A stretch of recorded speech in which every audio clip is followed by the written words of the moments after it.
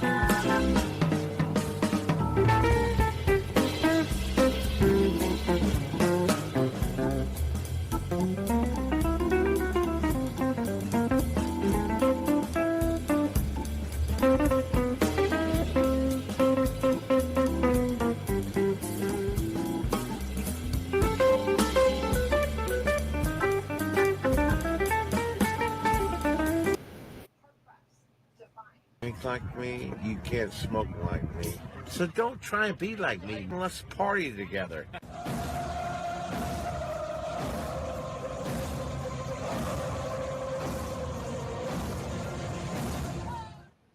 There's something kind of about a kid that's never played baseball. We have been hoodwinked, bamboozled, and flat out deceived. Why did you get so drunk? You got drunk. I'm just really exhausted. What's in that cup? Rum and Cokes? Do you have any idea how important this is? We're trying to save the pub bowl. Really? This is what you're doing? This is what you're doing?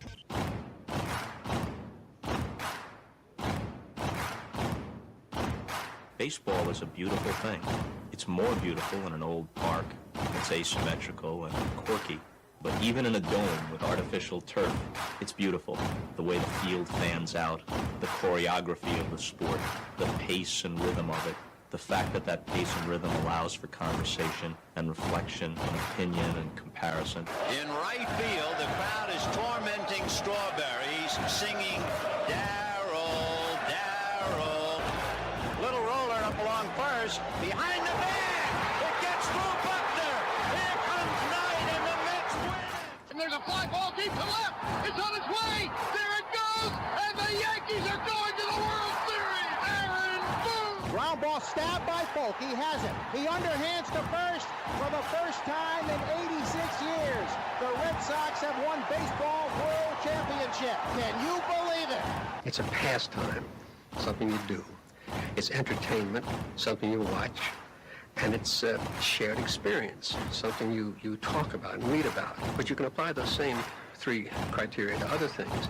What makes baseball special is that it's the best game that's ever been devised. Smith corks one into right down the line. It may go. Go crazy, folks. Go crazy. Sure as God made green apples, someday the Chicago Cubs are going to be in the World Series. A little bouncer slowly toward Bryant. He will glove it in front of Rizzo. It's in time. And the Chicago Cubs win the World Series. Cubs win. What a lucky break. The good Lord wants the Cubs to win. How can you not be romantic about baseball? If baseball is about caring, about loyalty and rivalry, Braves fans are on their feet hoping for some kind of a bleeder or a seeing-eye single. Here's the 1-2 pitch. Fastball hit high and deep down the right field line. It's going back, back, back. Is it fair? Is it zip, boom, bam, it's gone. Ram-a-lam, ding-dong, a 3-run shot, and your Atlanta Braves have taken a 1-run lead. She's gone, baby! There's a very peaceful thing. It was created and played in pastures and meadows. There's grass, there's outdoors, there's everything that people thought was American and feel about America you get in a ballpark. And it's the wonder of walking through that dark tunnel and seeing a huge open space where men play the little boy's game.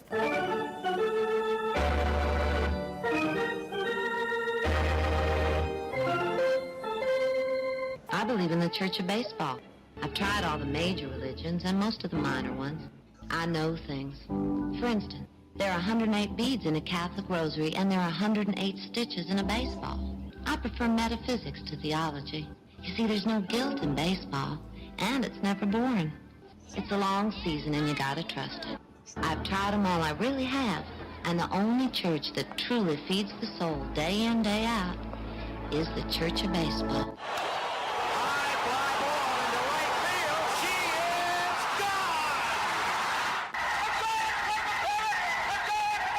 Swung line drive left field. 1 run is in. Here comes Breen. Here's the throw to the plate. He is safe.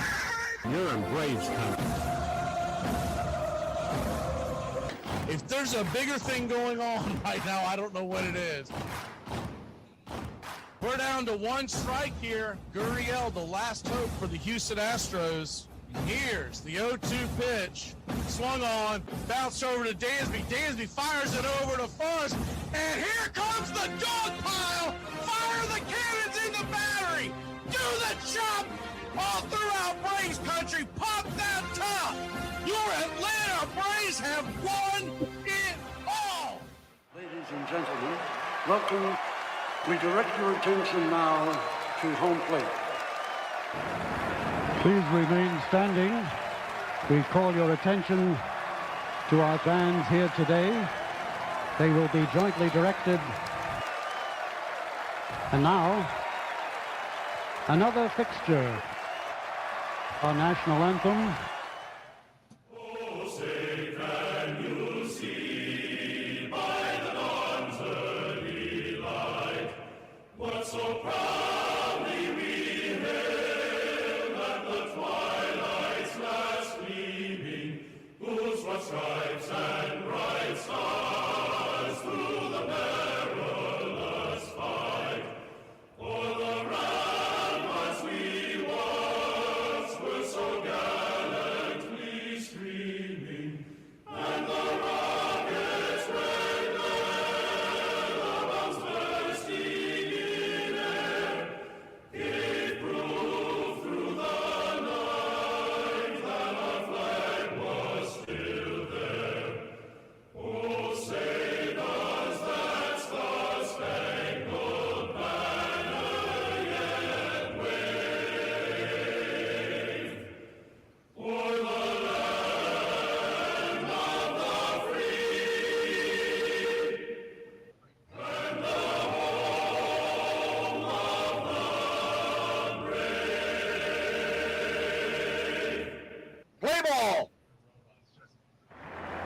time, ladies and gentlemen, we'd like to introduce today's... Well, the season's finally here, and the players... Hey, football fans, you ready for the gridiron? Thursday and Friday mornings, the Armchair Quarterback Show returns, 9 a.m. Eastern. We'll be talking college and NFL football, the point spreads, fantasy football advice, and more. Want to catch it live? Become a Country Club member today here on Braves Country Radio. We'll make the replay available to the public later on that day as we're being broadcasted nationwide on independent radio stations. As a member catching it live, you can ask your questions. We'll answer all. Point spread advice, player props, your fantasy football questions. It's the Armchair Quarterback Show, Thursday and Friday mornings this fall here on Braves Country Radio. The armchair quarterback, he's full of beer and he's full of snacks, the all-American man.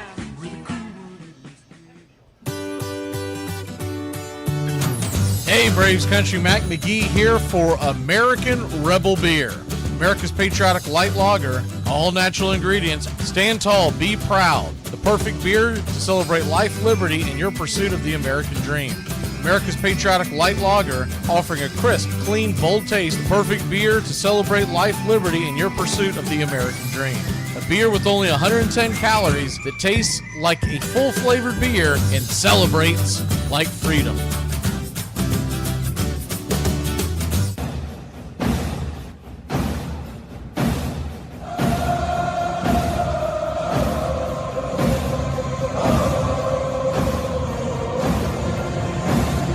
You're in Braves country.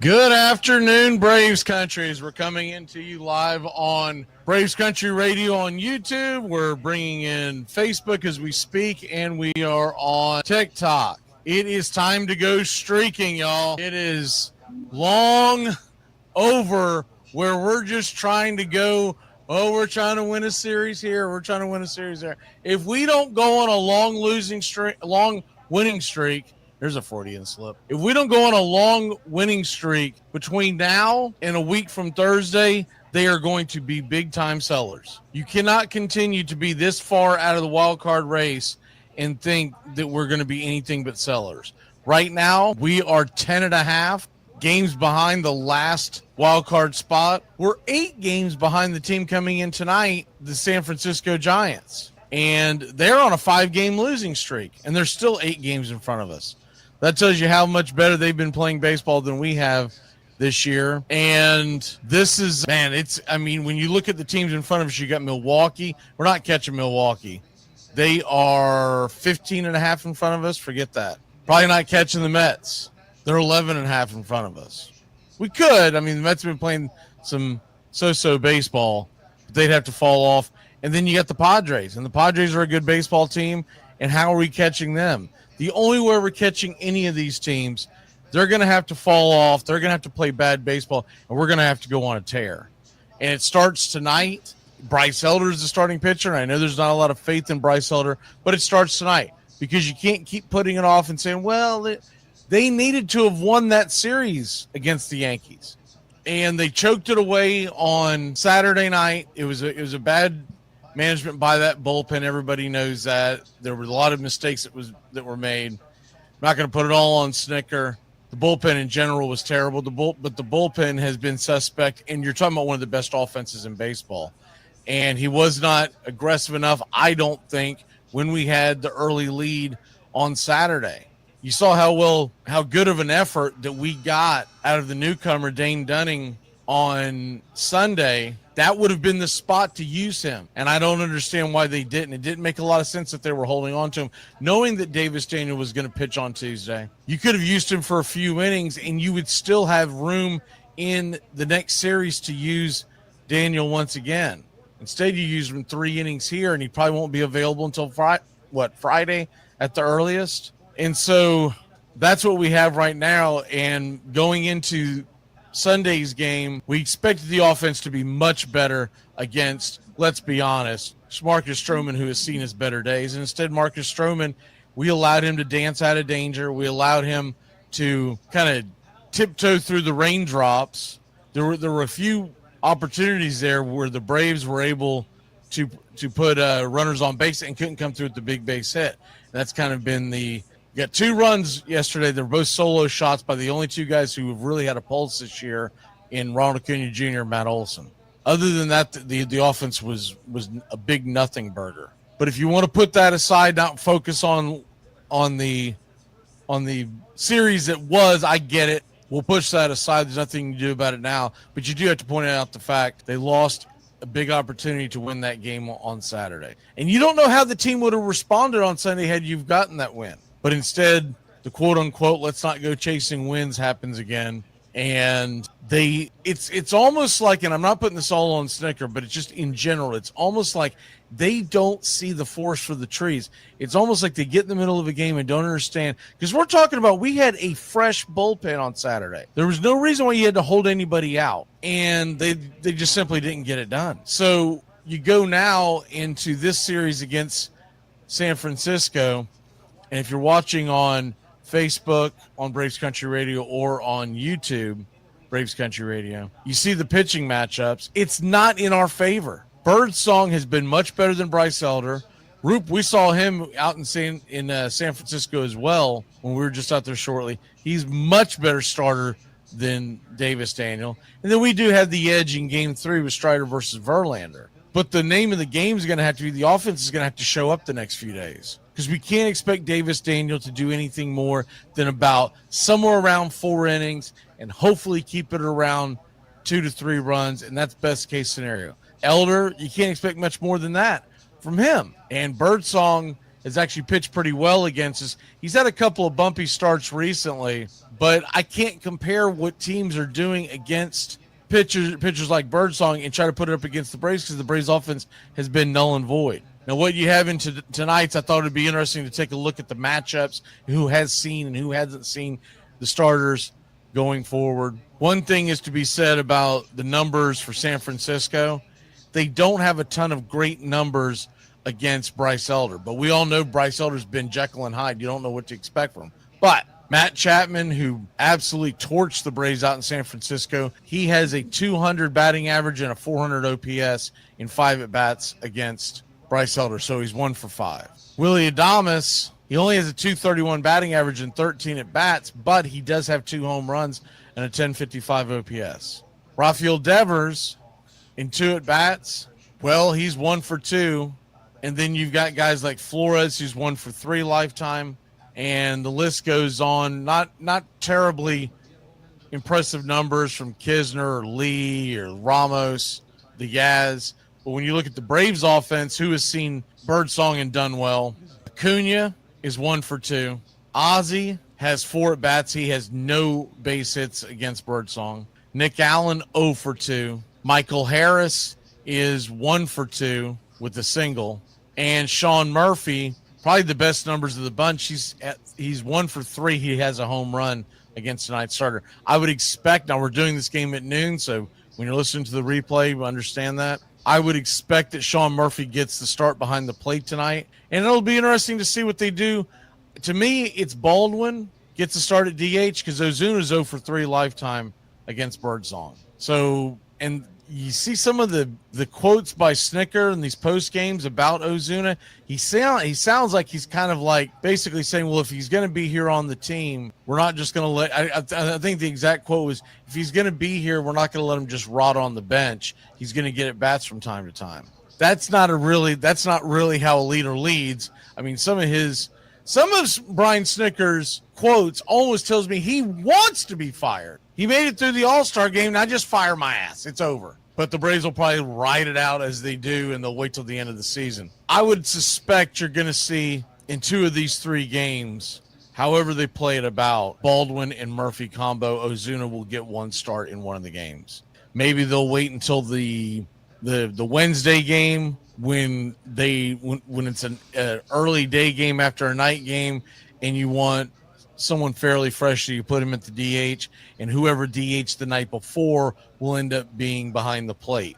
That would probably make the most sense. So tonight's lineup, when you look at this, they don't have a ton of bats against him, but I would like to see Sean Murphy fairly high in the order. I'd like to see him around cleanup. I mean, if he's 1 for 3 with a home run against this guy, give us our best chance. I do believe that we're going to get Austin Riley activated tomorrow. That's the first day that he can be activated, and everything is pointing towards yes. So I would think this would be the spot that you would do that in. So you wouldn't. What is Brady saying? This is his 45th year of managing the Braves. Yeah, and he's managing like it's his 45th year. He's kind of mailing it in. I think he retired a few years ago and didn't tell anybody. When you look at that matchup against Birdsong, and then tomorrow night's matchup, I got that pulled up as well. Rube. Now, this would have just been the outing that we just saw him in, so nobody has a lot of great numbers except for Matt Olson. Matt Olson, he had actually seen him a little more than the rest. Matt Olson has a 400 batting average, an OPS of 1,000 with 3 RBIs. Ozuna, 1 for 5. He did nothing. Profar is 0 for 4. This is Tuesday night starter. And you got a bunch of offers other than Nick Allen. He did get a single. He's 1 for 2. That's going to be a tough matchup as well. Davis Daniel, I get it. He's got a 1.8 ERA because he only pitched the one game so far this year. He gave up 1 run. Remember, that was rain shortened, and it was kind of a bumpy game anyways. You go from that, and Daniel, he's not going to blow you away. What you're hoping at Daniel is going to eat some innings. He's going to rely on his defense, and that's Davis Daniel for you in a nutshell. Don't expect him to go out there and strike out 9 and look like Cy Young. It is going to be all about keeping the ball in the ballpark. And Roop, he can be gotten to, but like I said, usually when the Braves haven't faced a guy much, they usually struggle in the early innings against him. In the next game, it's Justin Verlander. And Verlander's numbers, I have to put an asterisk by it because when you look at the numbers against Justin Verlander, most of these at-bats were much early in Verlander's career when he was a much better pitcher. He's doing okay this year. What is he, 43-year-old, something like that? 4.99 ERA. He had a rough start. He's pitched a little better recently. But he's a guy that the Giants hope to get 4, maybe 5 innings out of, and then they go grab the bullpen. Kind of like the way Max Scherzer was in his final successful year in the majors. They're looking at him as not a guy who's going to go 6 or 7. They hope to get 5 and then go run to the bullpen. Now, if you want to know who has good numbers against him and who doesn't, once again, this was during the heyday of his career. You take someone like Matt Olson, who's batting only .250 against him in 24 at-bats, 2 home runs, and 4 RBI, and an OPS under 800. So that doesn't jump off the page at you. But once again, most of those at-bats was when Olson was in Oakland, when the Athletics were in Oakland, and Verlander was in the American League.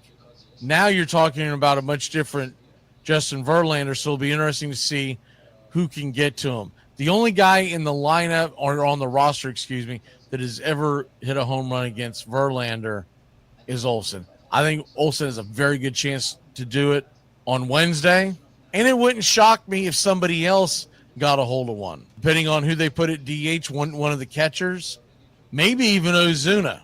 This isn't the same Verlander, and we're going to have Spencer Strider, and Spencer Strider has really good numbers against everybody in the San Francisco lineup. I won't bore you with the statistics. He has absolutely shoved against most of those batters.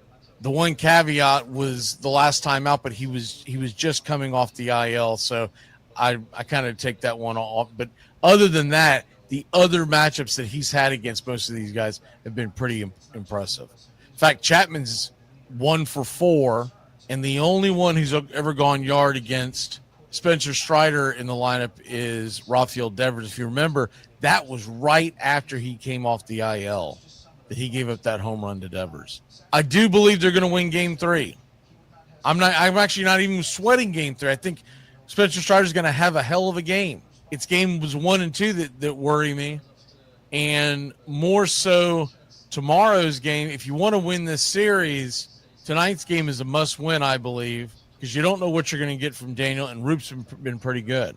Roop's numbers are better than Birdsong's. But once again, it's time to go streaking.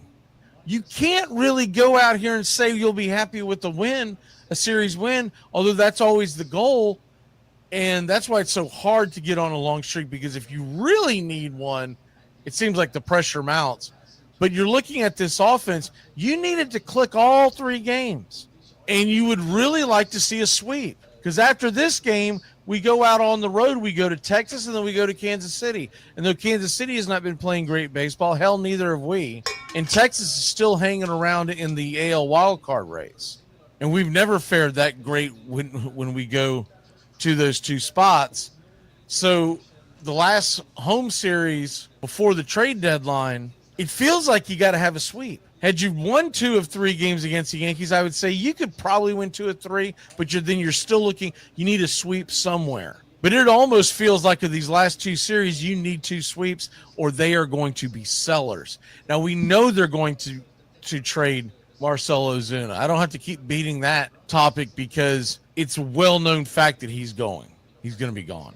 We know Iglesias is going to be traded. The only way they keep him is if they go on a 9-game winning streak, and he's lights out in 3 of them, 4 of them to get the saves. And even then they might decide to sell high and go, you know what? Let's get what we can get. So those 2 are gone. Montero's gone. Montero's an absolute. Montero along with Ozuna, there's no way they don't get traded.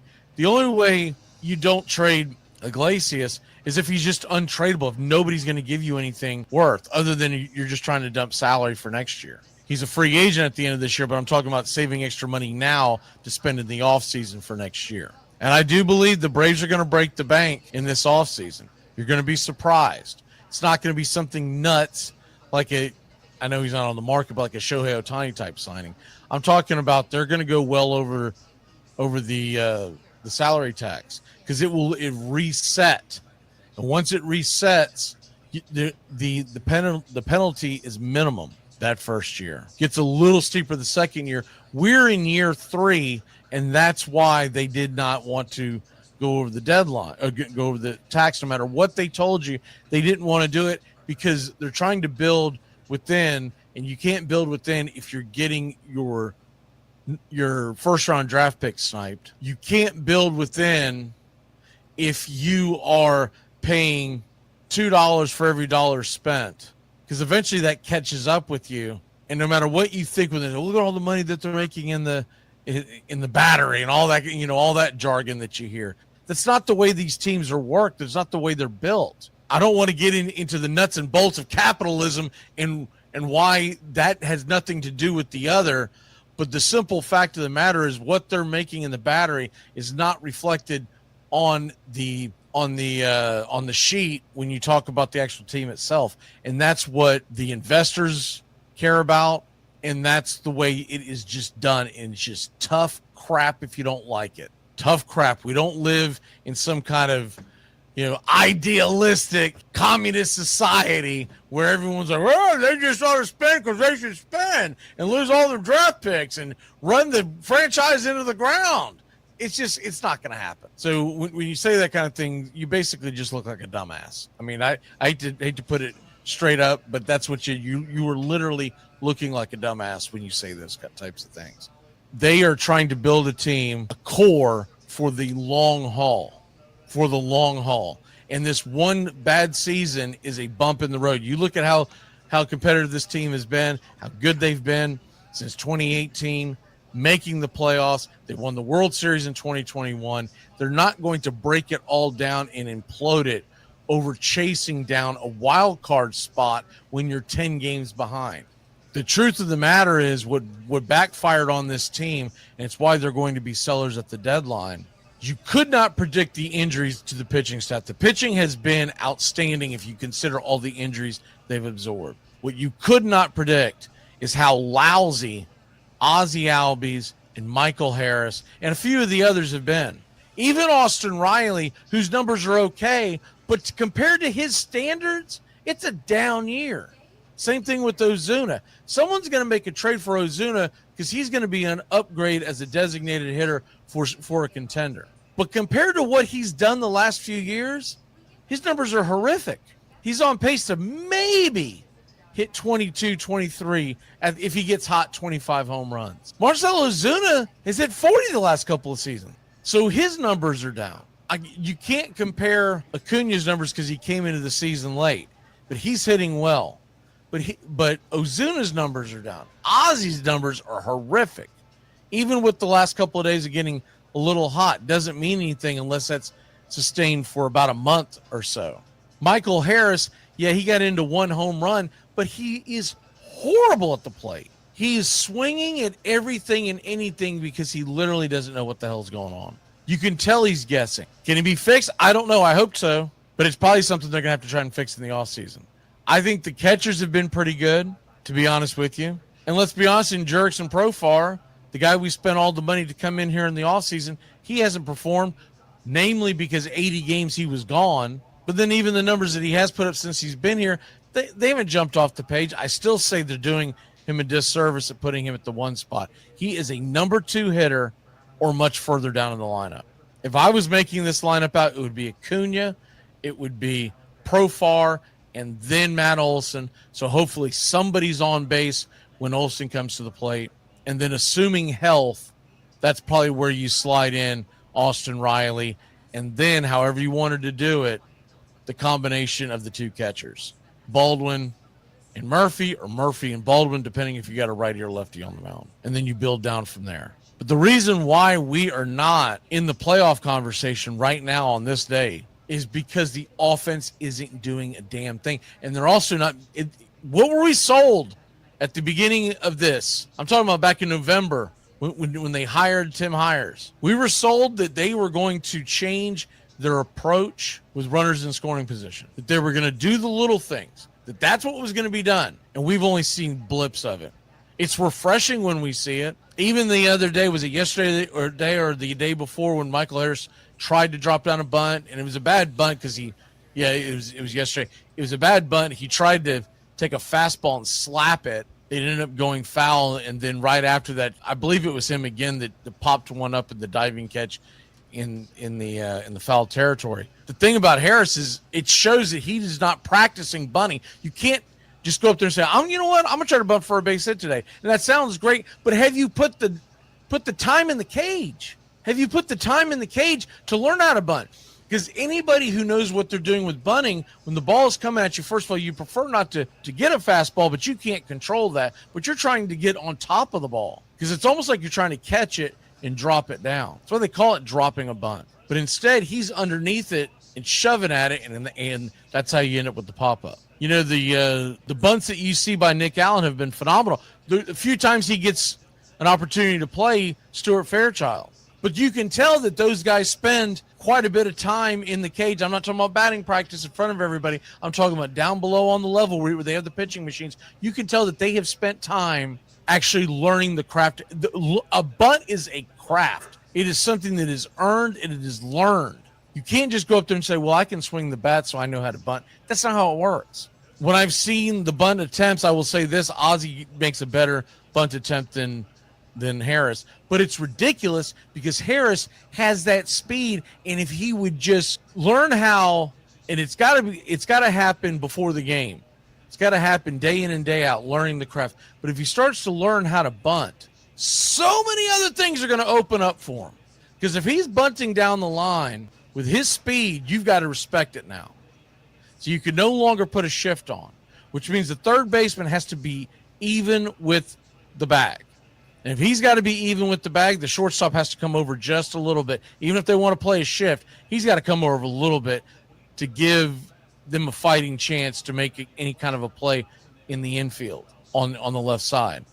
And if he's got to come over, then the second baseman's got to come over a little bit. And when that happens, holes open up, and he can show a bunt, pull back, and he can even just do a slap where he's not even fully set in his batting stance. He can pull the bunt back and slap at it. If that ball shoots by somebody, that's all you need. You start opening that up, and people start realizing, crap, we can't just sit back. Because you know how ridiculous it is? We have a guy with great speed that they are playing back and to the right, which means this entire third base line is wide open. And all he has to do is make a little bit of contact to roll it down that line, and he's on base. And it's ridiculous that everybody plays back and to the right because they know he can't handle the bat or that he has no interest in even attempting that. And that's, in a nutshell, I know I'm picking on Michael right now, and I don't mean to do that, but that in a nutshell is what's wrong with the Braves offense. It seems like it's all about me, and it's not a we, and the we is how you get guys on. You're not going to ask Matt Olson to drop a bunt or Acuna to drop a bunt, but I bet they would try. But you're not going to ask them to do it because they give you a much better chance of swinging the bat. But when a guy's hitting, I mean, let's be honest, he's arguably the worst batter in the major leagues right now. He got that one home run, but I'm telling you, if you go back and watch that video, it was a balloon that went right down into his swing path that has so many holes in it, you might as well call it Swiss cheese. So it was an unfortunate pitch by the pitcher of the Yankees, and it was a bit of a lucky swing by Harris. Not lucky in the fact that he hit it, lucky in the fact that that's where the ball landed, because that's the only – you see him on every at-bat, that's where he swings through. It's absurd. But for us to turn this around, it's going to have to be offensive related. The offense, and I thought we saw some good signs on Friday and Saturday. And it's not going to happen every day, but you're going to have to score runs because your pitching staff is a mass unit. And gone are the days that we think we can go over the next 5 days and 4 of our pitchers are going to give up 1 run, 2 runs, and go 6 or 7. Because you simply don't have that talent out there right now. All you have is Spencer Strider and Grant Holmes, who's a much lesser version, and then it's a bunch of Band-Aids out there. We're putting Band-Aids on bullet wounds. So when this team starts to sell, I hope the biggest thing that they do is whatever they sell, give me a fighting chance for 2026. I don't want to hear about some damn prospect that in 2029 may be top 100. I don't care about that crap. It's just like next year when we have the number 1 draft pick or the first round draft pick that'll be in the top 10. We could win the lottery and have the number 1, but whoever it is, someone was asking this last night on X, who do we draft? And I said immediate help. We need to draft a guy who's in college, who had a hell of a year and is ready to contribute within the calendar year. I don't want to draft an 18-year-old with my first round draft pick anymore and say, I hope we see him in 4 or 5 years, because this team is built to win now if you make the right moves, and drafting for the future for the far future is a little stupid at this point. The kid they drafted in the first round this year, 18-year-old pitcher, that's great. But we have no idea if he's going to pan out. And best case scenario, and I'm talking about if he goes flying up the chart quicker than anybody typically does, best case scenario, we see him in 2029. That's not what I want out of my first round draft pick. I want the GMs who are being smart and grabbing the guys who are winning the Golden Spikes Award in college, who are having high batting averages in college. Maybe it's a reliever. Maybe it's a starter, but they're in college. Just like we saw with Paul Skeens and a lot of other guys that are coming up. He's not an anomaly. There's a lot of guys coming up out of college right now that are ready to roll the following year in some capacity. That's what I want to see. So when we make these trades at the deadline, I'd like to see at least 1, maybe 2 pieces, even if it's bullpen pieces, something that contribute for next year and not, hey, we're strengthening our farm system, and hopefully by 2028, 2029, you might see one of these 5 guys that we just made a trade for. It's got to be more ready. I'm not expecting this to the moon and stars when we're trading guys like Ozuna and Iglesias. We're not going to get anything great, but we need to have something, if nothing else, something you can turn around in a trade quickly. All right, I'm going to go ahead and get out of y'all's hair.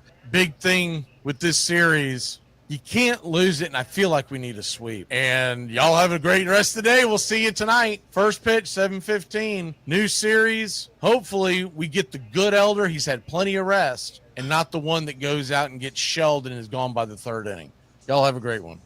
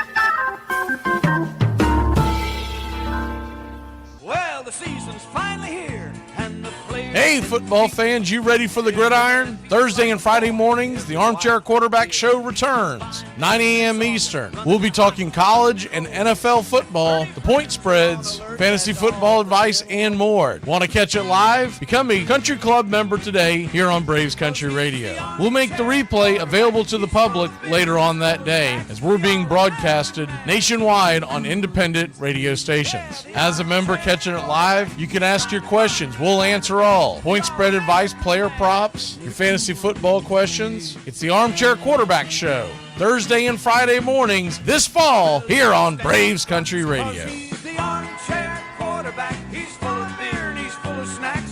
The all-American man.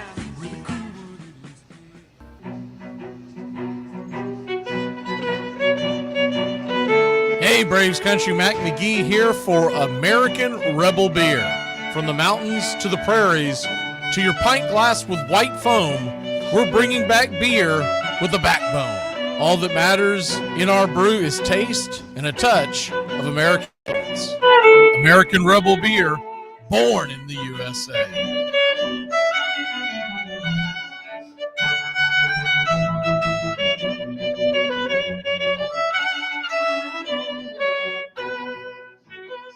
Keep playing like this, will be the laughing stock of the league. All right, boys, let's get back to basics. This is a baseball.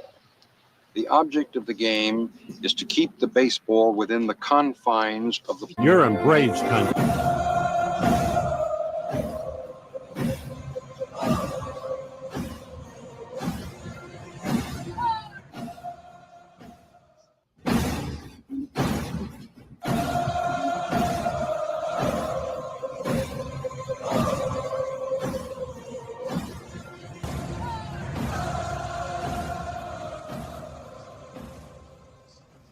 On a beer?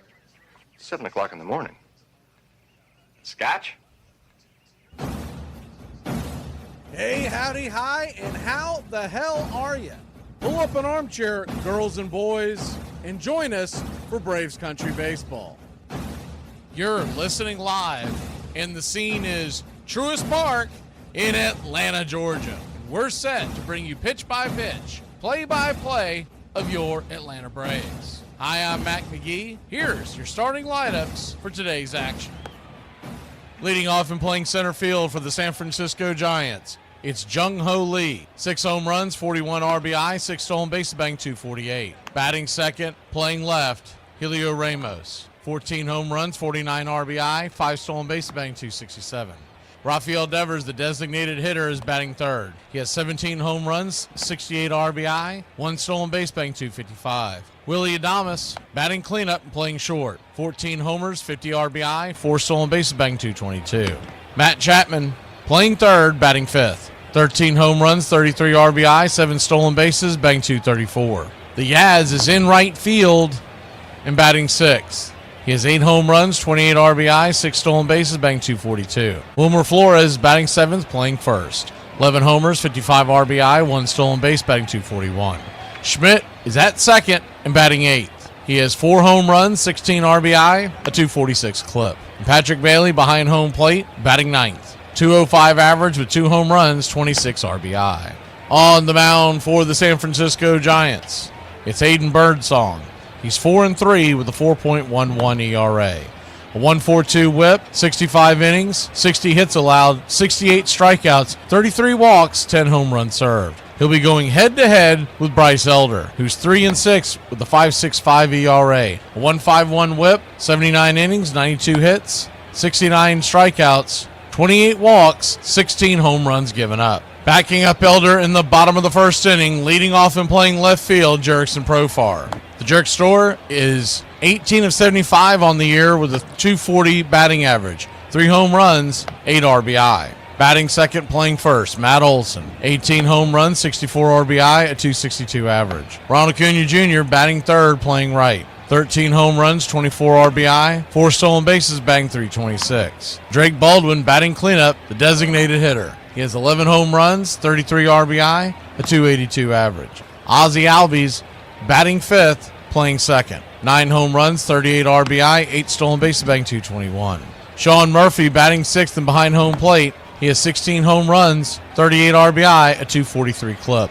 Batting seventh, playing third, Nacho Alvarez. He's 4 for 18 on the year, a 222 average. Batting eighth and patrolling center field for your Atlanta Braves, Michael Harris II. 7 home runs, 46 RBI, 12 stolen bases, batting .212. And Nick Allen batting ninth, playing short. He has 16 RBI, 10 stolen bases, batting .236. Calling balls and strikes behind home plate tonight, John Lipka. Your first base umpire, Sean Barber. Second base manned by Ryan Wills. And down the third base line, it's DJ Rayburn.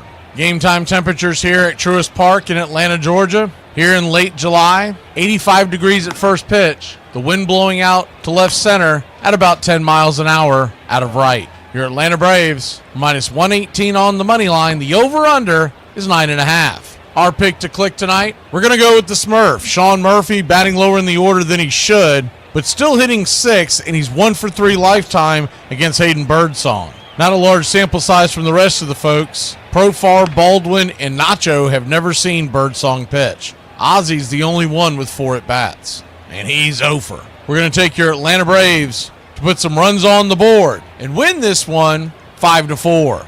American Rebel Beer, keys to the game tonight. It's going to be all about the starting pitching for your Atlanta Braves. Which Bryce Elder do we get tonight? He pitched an absolute gem against these Giants back in June. He went 8 innings and shut them down. Do we expect the same thing tonight? Probably not. But if you look at that matchup, 8 innings, 12 punchies, no walks. I mean, that was his best outing of the year. Some of it was playing out in San Francisco, which is absolutely a pitcher's dream. But he pitched well that night. He was locating his sinker, and that's going to be the key to tonight. If he can locate his sinker against this San Francisco Giant offense, he should have a pretty good outing, and Hayden Birdsong can be gotten to. Braves bullpen's pretty well rested. The only guy we used out of it yesterday was the newcomer, Dane Dunning. And though we've got a bit of a quasi-bullpen game tomorrow with Davis Daniel on the hill, they'll be aggressive trying to get the wins. Spencer Strider pitches on Wednesday. Keep the miscues to a minimum, and the Braves should come out victorious. This Giants team, they're scuffling. 5 losses in a row. Let's not get them off the mat. Remember how we were when we were middle of all those long losing streaks. You got to jump on them early and make them really question, is it going to be another one of those nights? Put your click in the chat, slap that like, and let's get ready, Braves Country. We'd like to thank everybody for choosing Braves Country Radio, and a special thanks to all the country club members. Please like on your way in and subscribe, set those alerts, and share Braves Country Radio to help build the crowd so we can continue to bring you the classic call of Braves Country Baseball. Well, it's about that time. Grab you a cold one. Find you an armchair. Atlanta Braves Baseball right here on Braves Country Radio. Your modern-day superstation is in its 5th season of bringing you pitch-by-pitch, play-by-play of your Atlanta Braves and our one-of-a-kind production. Take us anywhere you go for over 170 Atlanta Braves ball games. Please like and subscribe today. Join the Country Club. Thank you to all the Country Club members. You help support Braves Country Radio. Get this bus moving. Stop. Come back. Too late. Roll call! Yeah! Roll call! You're in Braves country.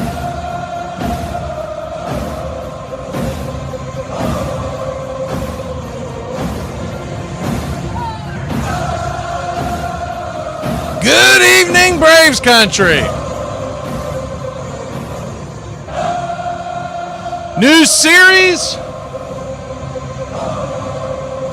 New chance for the Braves to disappoint us, right?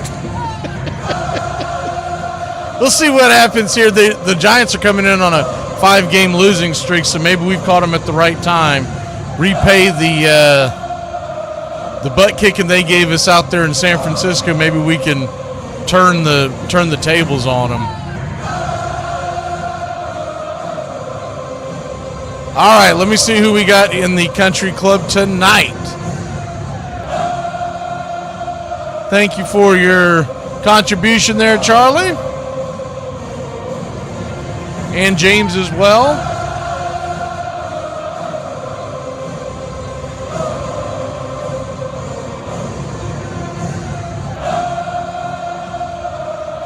All right, let me see who we have in the...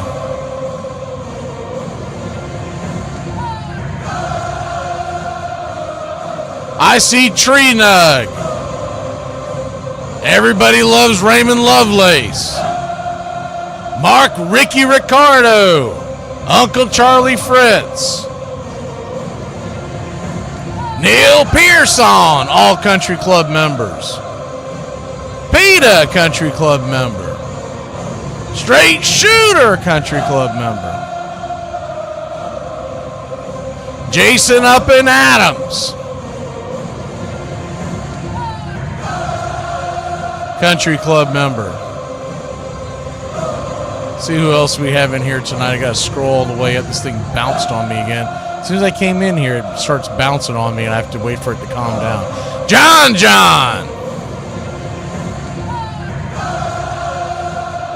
Who else do we have in here in the country club? George Pearson, Neil Pearson. Gary the Real McCoy.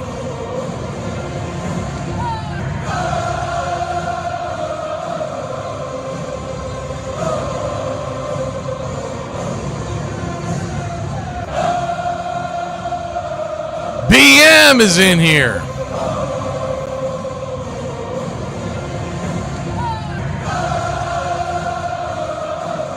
Justin Hightower.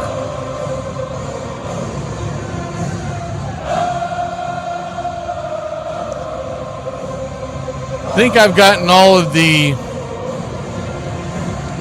country club members.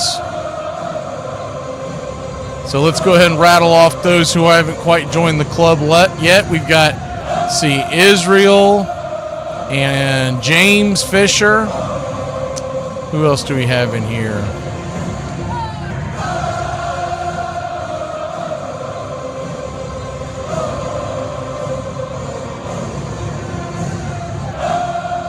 Thought I saw a couple others. Let me scroll back to the top.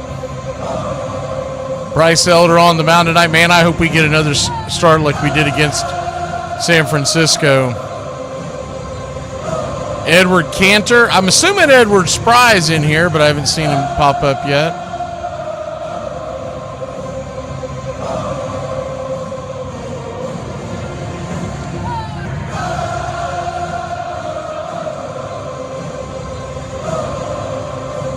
Freedom.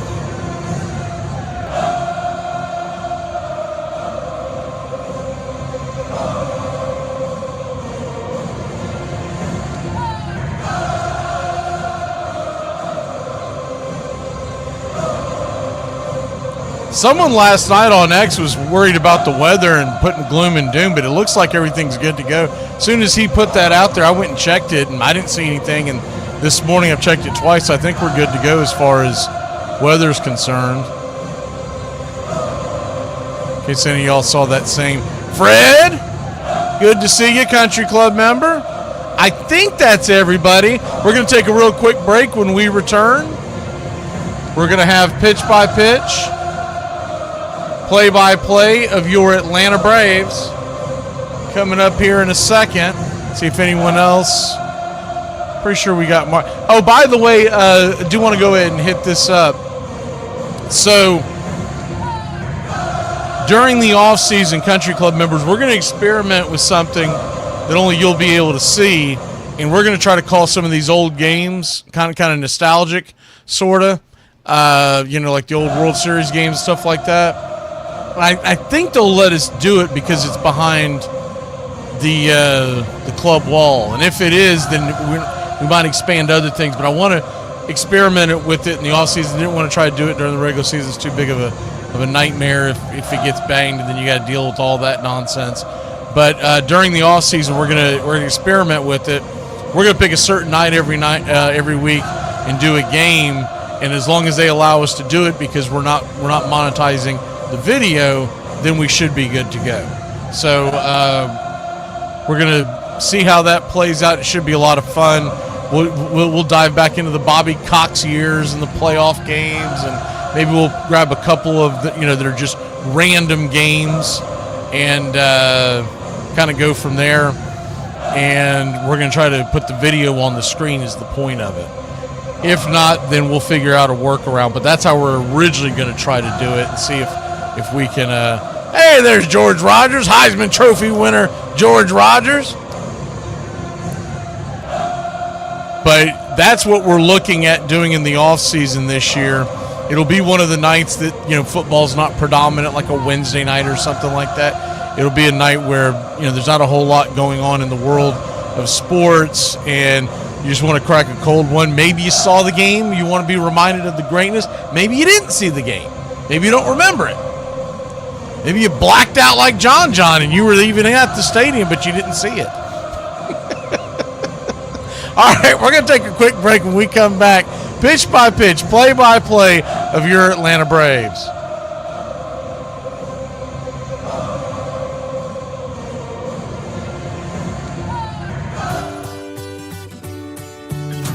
Hey, Braves Country, Mac McGee here for American Rebel Beer. America's patriotic light lager, all natural ingredients. Stand tall, be proud. The perfect beer to celebrate life, liberty, and your pursuit of the American dream. America's patriotic light lager, offering a crisp, clean, bold taste. Perfect beer to celebrate life, liberty, and your pursuit of the American dream. A beer with only 110 calories that tastes like a full-flavored beer and celebrates like freedom.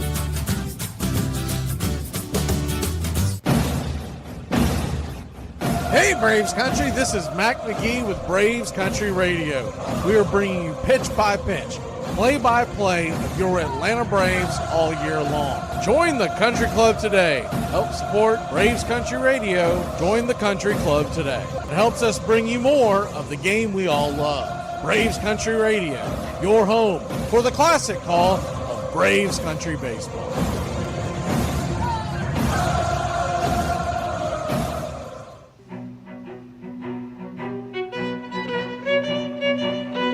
Hey, Braves Country, Mac McGee here for American Rebel Beer. From the mountains to the prairies to your pint glass with white foam, we're bringing back beer with a backbone. All that matters in our brew is taste and a touch of American excellence. American Rebel Beer, born in the USA.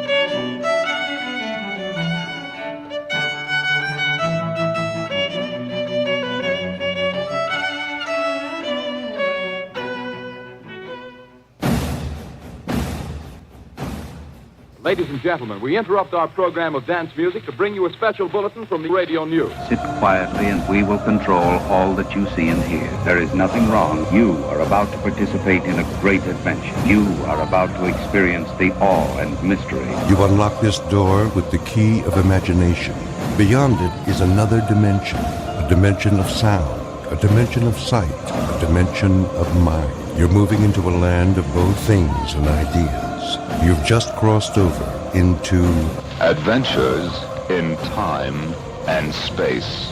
We offer you Braves Country Radio, your home for the classic call of Braves Country Baseball. Hi, folks. Join us now for another Braves ball game. Yes, sir. This is the one we've been waiting for. This is it. This makes you feel like it's spring and baseball. No more measles and free tickets to the circus. You're in Braves Country.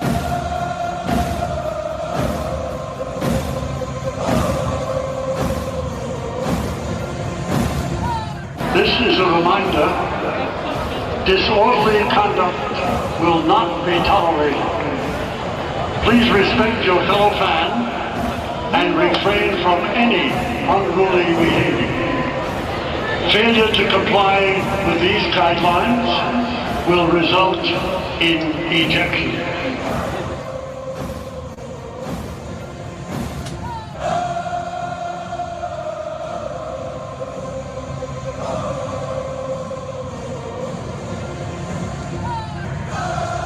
So one of the things that folks were asking about earlier tonight, I want to go over it real quick, was the moves that the Braves made. And I realized when they made those moves, we'd already gone off the air. And look, they typically do this, but it's dicey, but it is what it is. We just learned to adjust to the fact that they're usually pretty late at announcing moves. A lot of other teams do it much earlier in the morning, but we just roll with the punches because we know we're going to talk to you again at first pitch, so it's really not that big a deal anyways. But anyways, back to the rest of the story, as Paul Harvey would always say. The Braves DFA'd Stuart Fairchild. I hate that because I really like that kid. And I don't think he's going to come back around. I think someone's going to scoop him up. Fair enough, and I wish him the best. I like the fact that what I don't like is that they didn't give him near enough at bats, but I like everything that he did. I really feel like he was an answer to what the hell's going on out there in center field to give Harris days off when there's a lefty on the mound.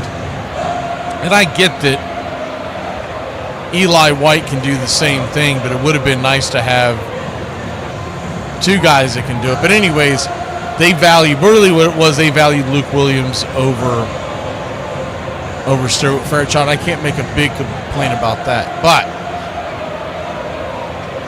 today the Braves DFA'd Stuart Fairchild. Maybe he comes back into our system. Maybe we see him around the deadline. And they selected the contract of Sandy Leone, a catcher. And if you're wondering why the hell are we putting a third catcher in the mix, it's because they are routinely putting the two catchers in the DH/catcher role. They're sharing it. And the only real way to have any kind of flexibility in case of an injury or anything that you want to do, you have that third catcher to be able to come off the bench. And so that's what's going on with it. It's not that it's all of a sudden Sandy Leone is good. And the reason why they selected his contract as opposed to someone younger is because he's a veteran and they don't have to worry about keeping him sharp because he knows what he's doing, right? So that's why we are where we are with that. And Sandy Leone, if you remember, had a couple of big home runs, had a good spring. It was a good start to the spring for the Braves. But don't expect the moon to start. He's in the mid-30s. He's a catcher. He's not a guy who's going to come out and hit. But he'll give you a professional at bat. That's number one. And then number two, he does a great job behind the plate. That's what they're doing. What you're looking at is foreshadowing to the fact that they're probably moving Marcell Ozuna in the very near future. Now, they still have 10 days until the trade deadline. So it doesn't necessarily mean it's happening tomorrow or tonight. But they're setting themselves up to where they could possibly. And I think another reason why they're doing it is because if Stuart Fairchild comes back around through waivers, because right now everybody's so focused on making trades, the Braves would probably like to bring him back after the trade deadline, and it's much more difficult to do that after the trade deadline because everybody's scurrying for players. So there's probably a little bit of strategy involved, but there's a good chance that someone's going to pick him up that wants or needs an outfielder who is a very good base runner. So that's what's going on with that. As the Braves are getting set for pitch-by-pitch, play-by-play, Bryce Elder is taking the bump, and he is warming up his final warm-up tosses.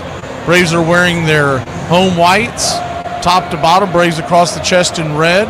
outlined in navy, along with the tomahawk that is striped in gold. Numerals on the back in red, outlined in navy, and the names in navy. San Francisco Giants are wearing their road grays. Black ball cap, interlocking SF in orange, representing the city of San Francisco. And of course the Braves have their blue ball cap, red bill, wide A, representing the city of Atlanta, Georgia.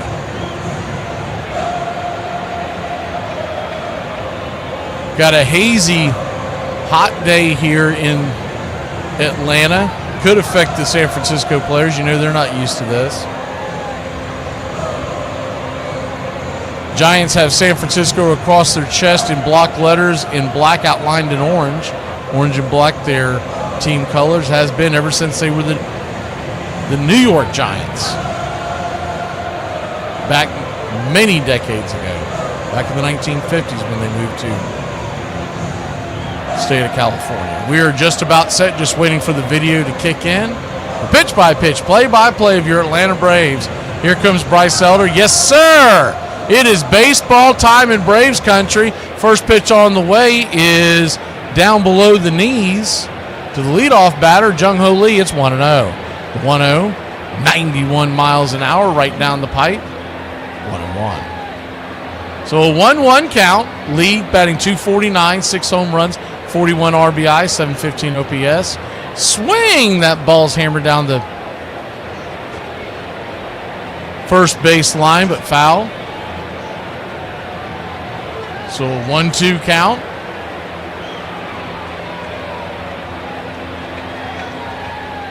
The 1-2 from Elder. Down below the knees. Slider misses. 2-2.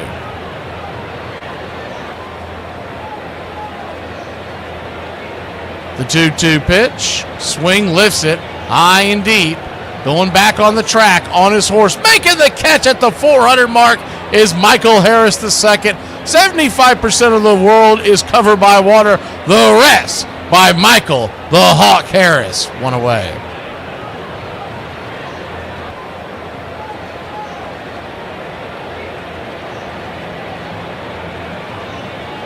One up, one down.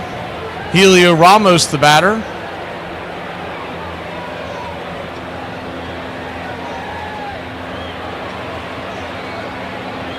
Righty-righty matchup. First pitch on the way is just off the mark for a ball. It's 1-0. Sinker missing below the knees. What you'll see from Bryce Elder tonight is a 4-pitch mix. We talked about this last time, as the 1-0 misses 2-0. Very even-handed with his pitches is the 2-0. Sinker right down the pipe, 2-1. 80% of the time, he's throwing you the sinker or slider. The other 20% of the time, he's throwing you the four-seamer or change. The 2-1, pops it back foul, 2-2. Can't do it all the time because I got 19 things going on and wearing 20 hats. But what I'm trying to do pretty regularly is when we get a chance to put it on the batter camera, is we do it with the right-handers, because the left-handers, the bump's always blocking it. The 2-2. Sinker down and away, full count. And of course, when we get someone on base, you want the action camera.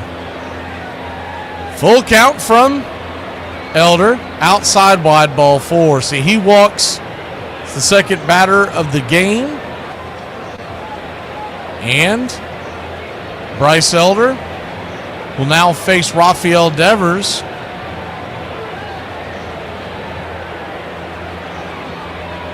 Devers seems a little bit of cruel and unusual punishment. We've had to see, this will be the 4th series where we've seen Devers, because we faced him against Boston twice. First pitch on the way is a sinker off the plate. It's 1-0. Normally, we only have to see this guy twice a year. The 1-0. Kicks and fires. Swing! That ball's hammered down the right field line, but foul. Smacks it up against the netting down there towards the corner.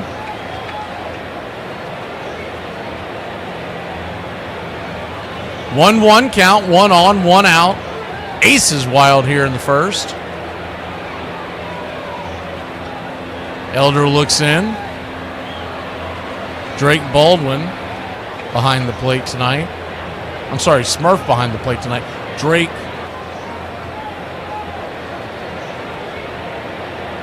is the designated hitter. 1-1 count. High and out of the zone, 2-1. Left to right across the outfield, it's Profar, Harris, and Acuna. Around the horn, once again, Nacho, Allen, Ozzie, and Olsen. Smurf behind the plate, Drake the DH. The 2-1 pitch. Swing and a miss, 2-2.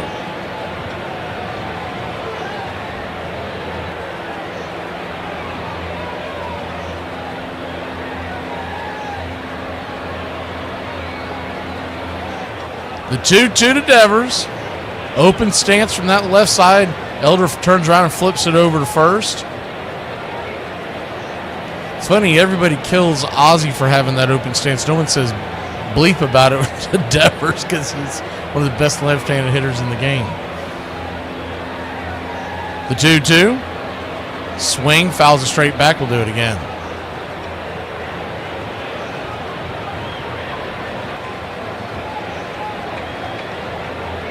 Two count.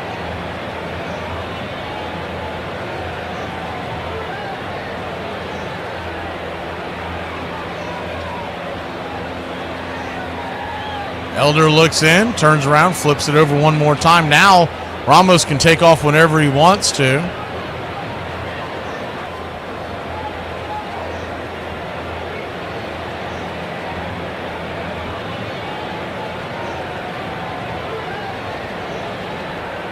The 2-2. Swing, chops it through the hole. That's going to get through for a base hit. Ramos was not moving on the pitch, so he'll stop at second with Acuna getting to it pretty quickly. But they've got runners on first and second and one out. And the one out that we did have, remember, it was hammered to center field. So far, a little rocky beginning for Bryce Elder.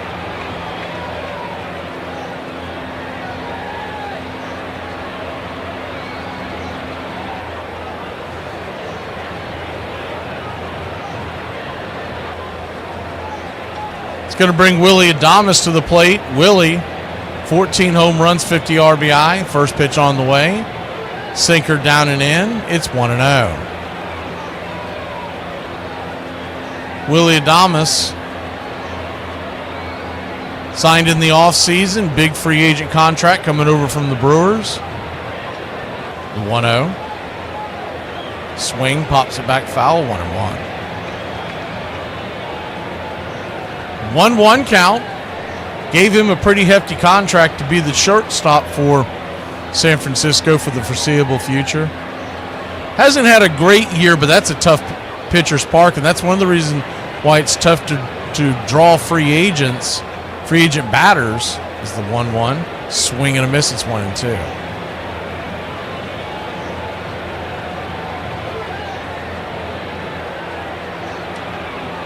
One-two count. Game one of a 3-game set. Tonight, tomorrow night, and Wednesday is an early getaway game at 12:15. The 1-2. Swing, pops it back foul. We'll do it again. Wednesday,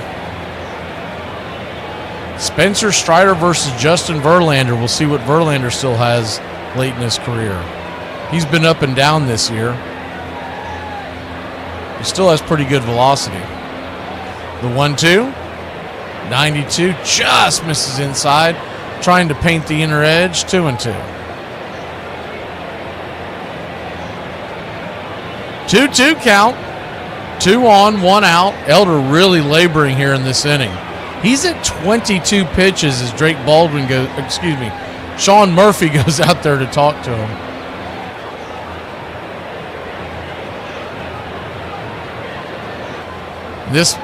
I'm sure a little bit of this is strategy, but the other is Sean knows he's out there laboring through this first inning and want to try to get him you'd love a double play here. Adames runs pretty well. Devers not so much, but Helio Ramos, who's at second, he has good speed.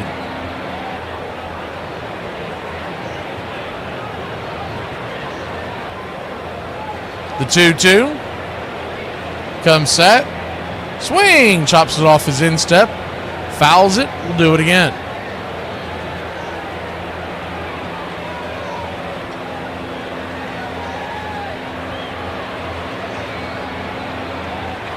Braves nothing, Giants nothing. Top of the first inning. Just getting going here in Atlanta, Georgia. Pittsburgh, by the way, 3-0 over Detroit. They're pretty early on in that one. In the third, the 2-2. Swing! That ball's hammered high and deep into center field. Left center field. Coming over, making the catch is Profar. He'll fire it in the infield. Ramos will tag up, but there are 2 outs. He just got underneath that one. That was a hanging sink. He almost took that sink out of the kitchen. Just got underneath that one. It was heading towards the left field or the left center field seats. Good defensive play by Profar. Cut it off, spun around, but really had no chance of getting Ramos, who was tagging all the way. Now the man that really hurt us in San Francisco, Matt Chapman. First pitch on the way is a slider outside wide. It's 1-0.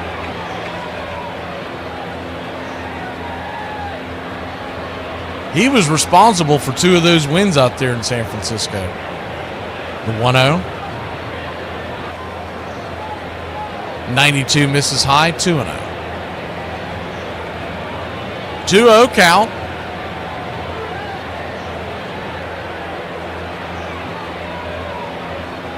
If he gets to 3-0, I say just put him on. I don't care if it is putting the second plate runner in scoring position. The 3-0. Swing! Chops it off his instep, just over the sinker. 2-1. Dangerous power hitter. He's been battling injuries.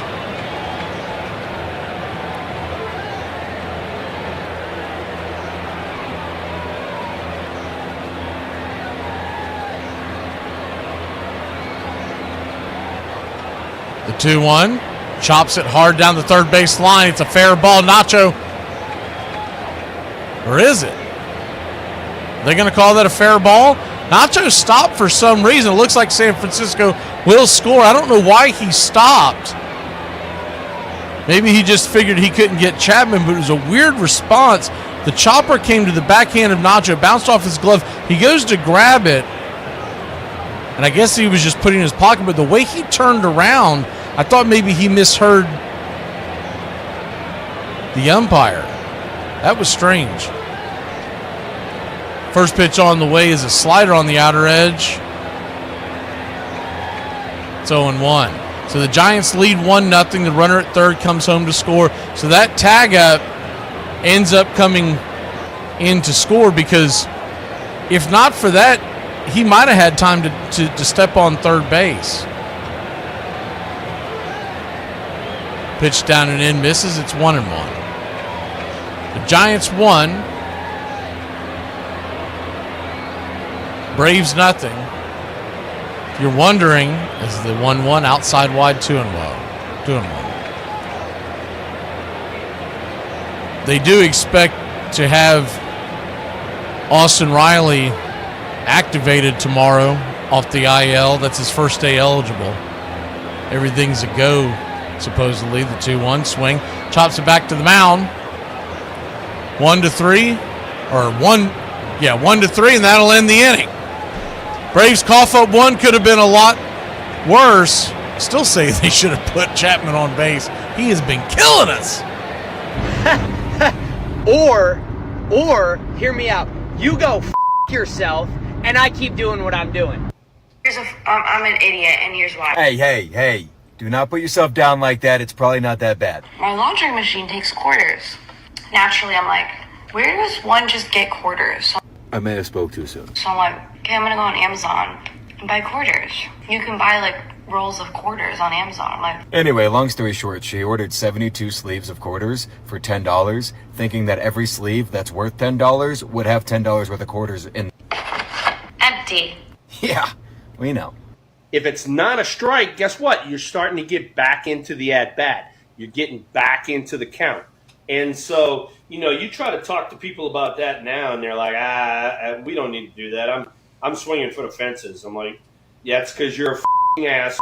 You don't want to hit 300. You don't want to help your teammates out. and you don't care about striking out. That's why you strike out 150 times and hit 230, 240. So all of you guys in the major leagues that hit 230, 240, 15 homers, 45 RBIs, strike out 150 times, you motherfucker. You guys are not hitters. Still, everything they could learn, including the fact that the spot had only newly formed, left the doctors comfortable putting off the surgery until December. So despite the uncertainty, Bench kept playing, and playing as well as ever. If you didn't know, you wouldn't have known. I'm gonna say he took it in stride, but he didn't complain. He just kept playing, and that was the way he was. Johnny was going about his business. So I don't know exactly what he knew, and none of us knew really anything more than he might have a problem here. But there was nothing to indicate that there was anything out of the ordinary going on at that time.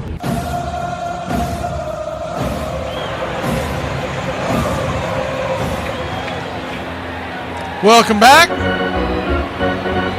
First pitch on the way to Jerks and Profar is in the dirt from Hayden Birdsong. It's 1-0. The 1-0. Down and in. Ball 2-0. Braves trail 2-0. Good to see. I think I saw Willis sneak into the chat, and Joyce. Always good to see y'all in here. The 2-0. Just below the knees. Ball 3-0. So a 3-0 count, you do wonder if that long first inning for the Giants offense might have thrown off Hayden Birdsong as he was getting ready to come in. The 3-0 count.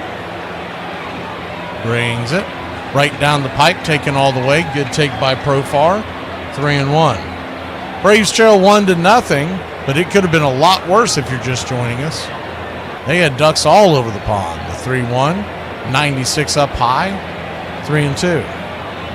So after falling behind, 3-0, here comes the payoff pitch. Swing! That ball's lifted down the left field line. If it's fair, it's trouble. It is just out of play, and that would have been extra bases.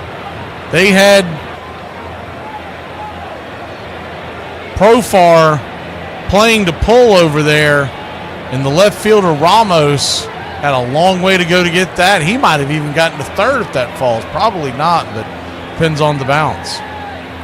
So once again, the full count, the pitch, down and in, ball 4. So that's how you get things going on a Monday night here in Braves country. Let's get some runs, baby boy. Come on, get on getting it. It's the first base runner of the day, so we'll go ahead and put the Profar. Well, the Jerks star call. They're running out of you. It's smart. It's a smart line, and a smart crowd will appreciate it. And I'm not going to dumb it down for some bonehead mass audience. The San Francisco Giants defense, fans like this in the outfield, it's Ramos, Lee to Yaz left to right. In the infield, around the horn, it's Chapman, Adames, Schmidt, and Flores. Patrick Bailey, who had to get a new glove, is back behind home plate. He's ready and set. I think it just got a hole in it is what on the last pitch. Matt Olson stands in. First pitch on the way is a slider down and in. It's 1-0. We'll go ahead and pull it back so in case there's any movement on the base paths. 1 on, nobody out. Braves trail 1-0. The 1-0. High and out of the zone. 2-0. What you'll see from Birdsong tonight is a 4-pitch mix. He throws the four-seamer 44% of the time. And it's a good one.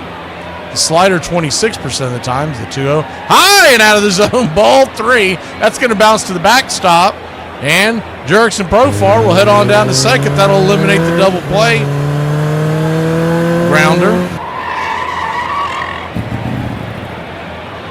He throws the slider 26% of the time and then a change 17% in the curve at 13. So just like Bryce Elder, a 4-pitch mix. The 3-0. Down below the knees, ball 4. So back-to-back walks. It's not quite a home run, but it's back-to-back, Jack. That's a fact. He'll head on down to first. We'll let Matty hear his. This is not watered down. This is Ice House. Ice House. Smooth as it gets. We'll let Matty hear his clip as Patrick Bailey goes out there to talk to Birdsong. And Ronald Acuna Jr., who tagged one out of the park yesterday, stands into the box. Of course, Olsen did as well. The Braves lost to the Yankees 4-2. The two scores were those two guys going deep. Ronnie hit his 13th of the year. Matt his 18th.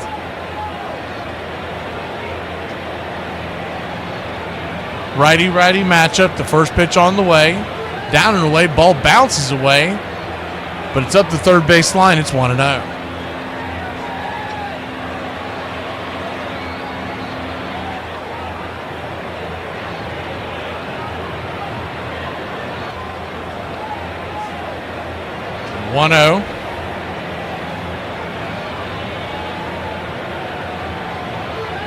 Kicks and fires.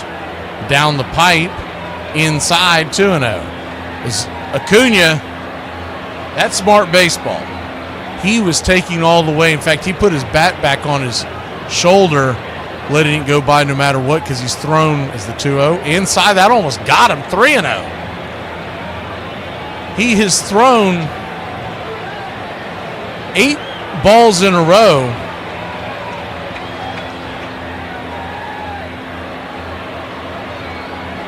And of the 14 pitches he's thrown, only one has been a strike. The 3-0. Down below the knees, ball 4. So he'll head on down to first. I like this merry-go-round. Bravo.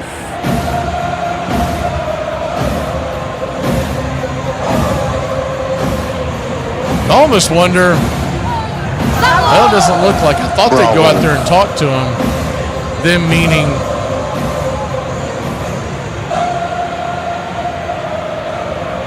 the Giants staff. First pitch on the way to Drake Baldwin is below the knees for a ball. It's 1-0.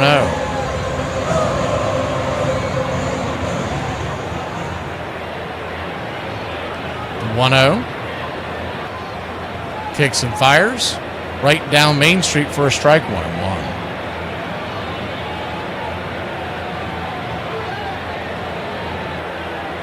1-1 count. Pitch in the dirt. 2-1.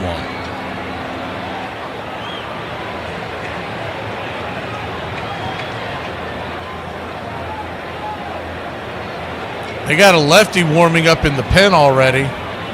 Birdsong just doesn't seem to have it. The 2-1 pitch. Swing! That ball's lifted into right center field. That's going to get down where the green grass grows.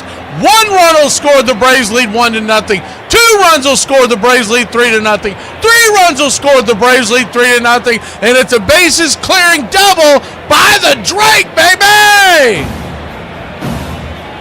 You don't like the Drake? I love the Drake. How could you not like the Drake? Who's the Drake? The Drake is good. He hammered that ball.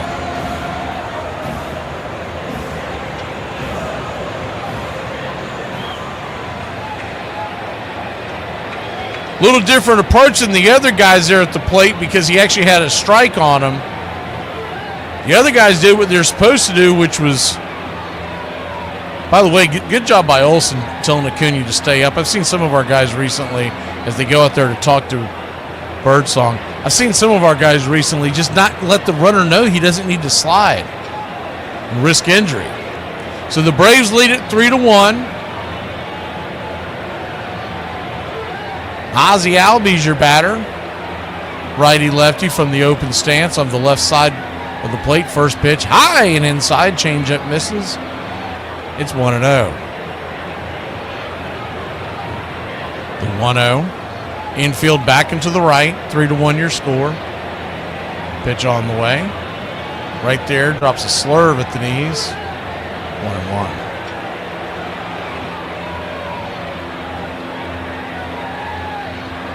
1-1 count. Kicks and fires. 82 high and out of the zone. 3-1.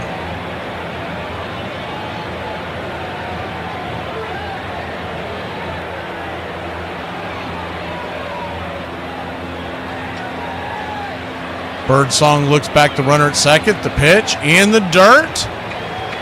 Curveball, 3-1.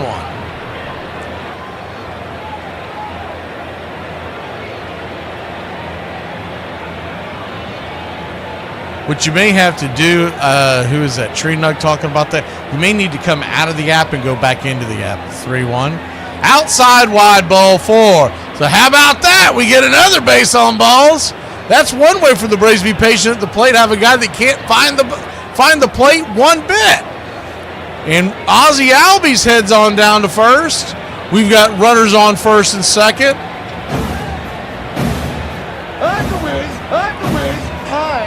Nobody out.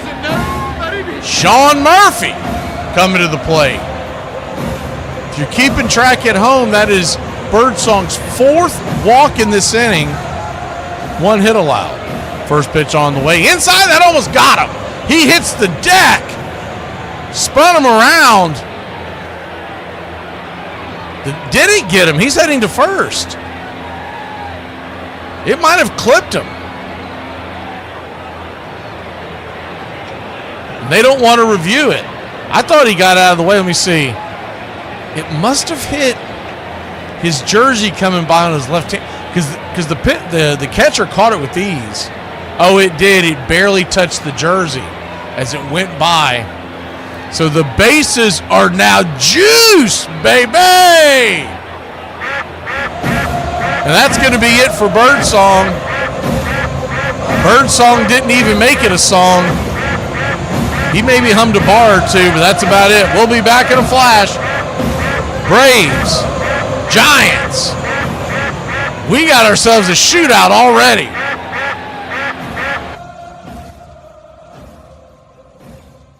On this date in 1892, in a matchup of 300-game winners at the Philadelphia baseball grounds, Phillies submariner Tim Keefe sinks Jim Pud Galvin and the Browns 2-0. The next time 2 National Leaguers with 300 or more victories will face off will occur in 2005 when Greg Maddux of the Cubs beats the Astros' Roger Clemens at Minute Maid Park 3-2. On this date in 1947, Frankie Frisch, who batted .316, becomes the first switch hitter inducted into the Baseball Hall of Fame. Carl Hubble, Mickey Cochran, Lefty Grove all join Frankie as the newest members enshrined in Cooperstown. And on this date, 1953, less than a month after signing with the Milwaukee Braves, 17-year-old Joey J makes his major league debut. The Middletown High School pitcher throws 2 scoreless innings in relief, giving up 2 hits in Milwaukee's 10-0 loss to the Phillies at Connie Mack Stadium. And that's your Braves Country Radio on this date in baseball history. Find us on YouTube and Facebook today. Well, the season's finally here, and the players... Hey, football fans, you ready for the gridiron? Thursday and Friday mornings, the Armchair Quarterback Show returns, 9 a.m. Eastern. We'll be talking college and NFL football, the point spreads, fantasy football advice, and more. Want to catch it live? Become a Country Club member today here on Braves Country Radio. We'll make the replay available to the public later on that day.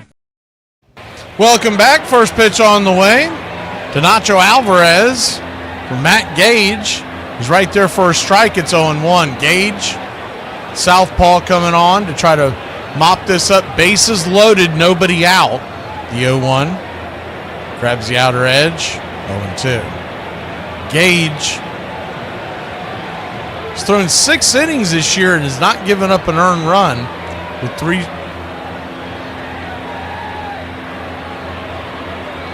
The 0-2. We have to clean up this screen. Swung on, fouled back. We'll do it again. It's like the early exit has put a hammer into the 3D. So an 0-2 count, bases loaded. The pitch on the way. Swing! That ball's hammered into the third base dugout. We'll do it again, 0-2.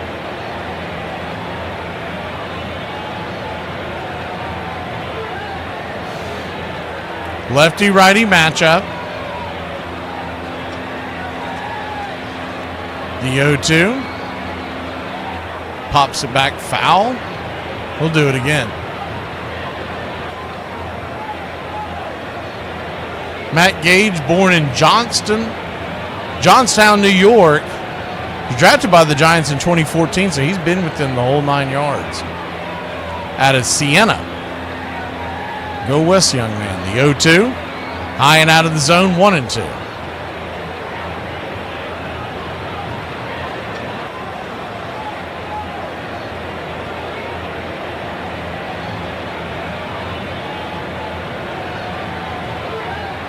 The 1-2 from Gage. Swing and a miss, strike 3. Nacho down on strikes, 1 away. 1 down, and Michael Harris will be the batter. Is it too early to pinch hit Eli White for Michael with the bases being loaded? I mean, come on now. Lefty-lefty matchup. At least want to get that runner from third home. First pitch on the way. That ball kicks away, but not far enough for anyone to advance. Drake Baldwin standing at third. It's 1-0. Braves have jumped out to a 3-1 lead, but when you're gifted this kind of situation in the first inning, and I feel like we want to get 2 more before this inning ends, at least 1.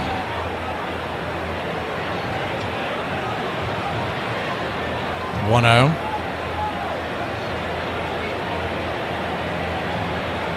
Swing and a miss at the slider.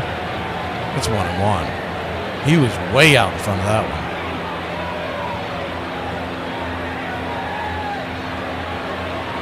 1-1 count. They're showing Michael's career numbers, 314 with the grand slam with the bases loaded, as the 1-1 swing and a miss, 1-2. I really don't feel like that's relevant,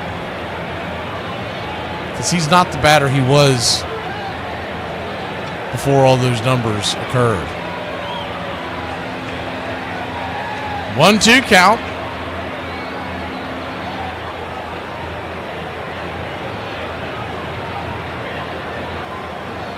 Gage comes set.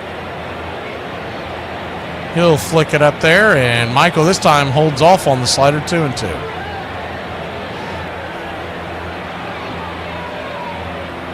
Yeah, that was a long time ago, Quack. It feels like a decade ago with Michael's grand slam. The 2-2. Swing and a miss, blew it right by him, strike 3. So once again, you can't go by his previous numbers. I mean, I was somewhat joking, but I'm somewhat serious.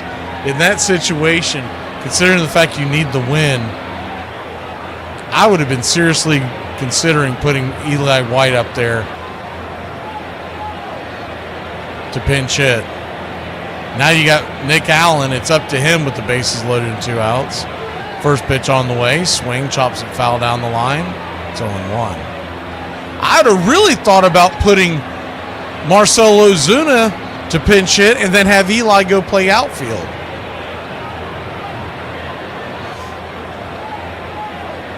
It doesn't matter if it's the first inning or the 9th inning. You want your pinch hitters to go up there with the best time possible. The 0-1, do you go around look like you did? Yep, 0-2. So the Braves are in danger of, after scoring those 3 runs, and that's the good part, but the bad part is they're going to leave the bases loaded with nobody out, nothing to show for it. It's going to be back-to-back-to-back strikeouts from the long man out of the bullpen unless Allen can come through here. The 0-2. Pops it back foul. We'll do it again.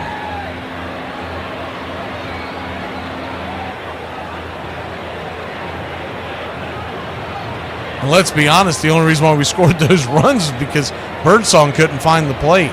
Every once in a while, a pitcher goes out there, no matter how good or bad they are, and they don't have it. The 0-2 count. In the dirt, good take that time by Allen, 1-2.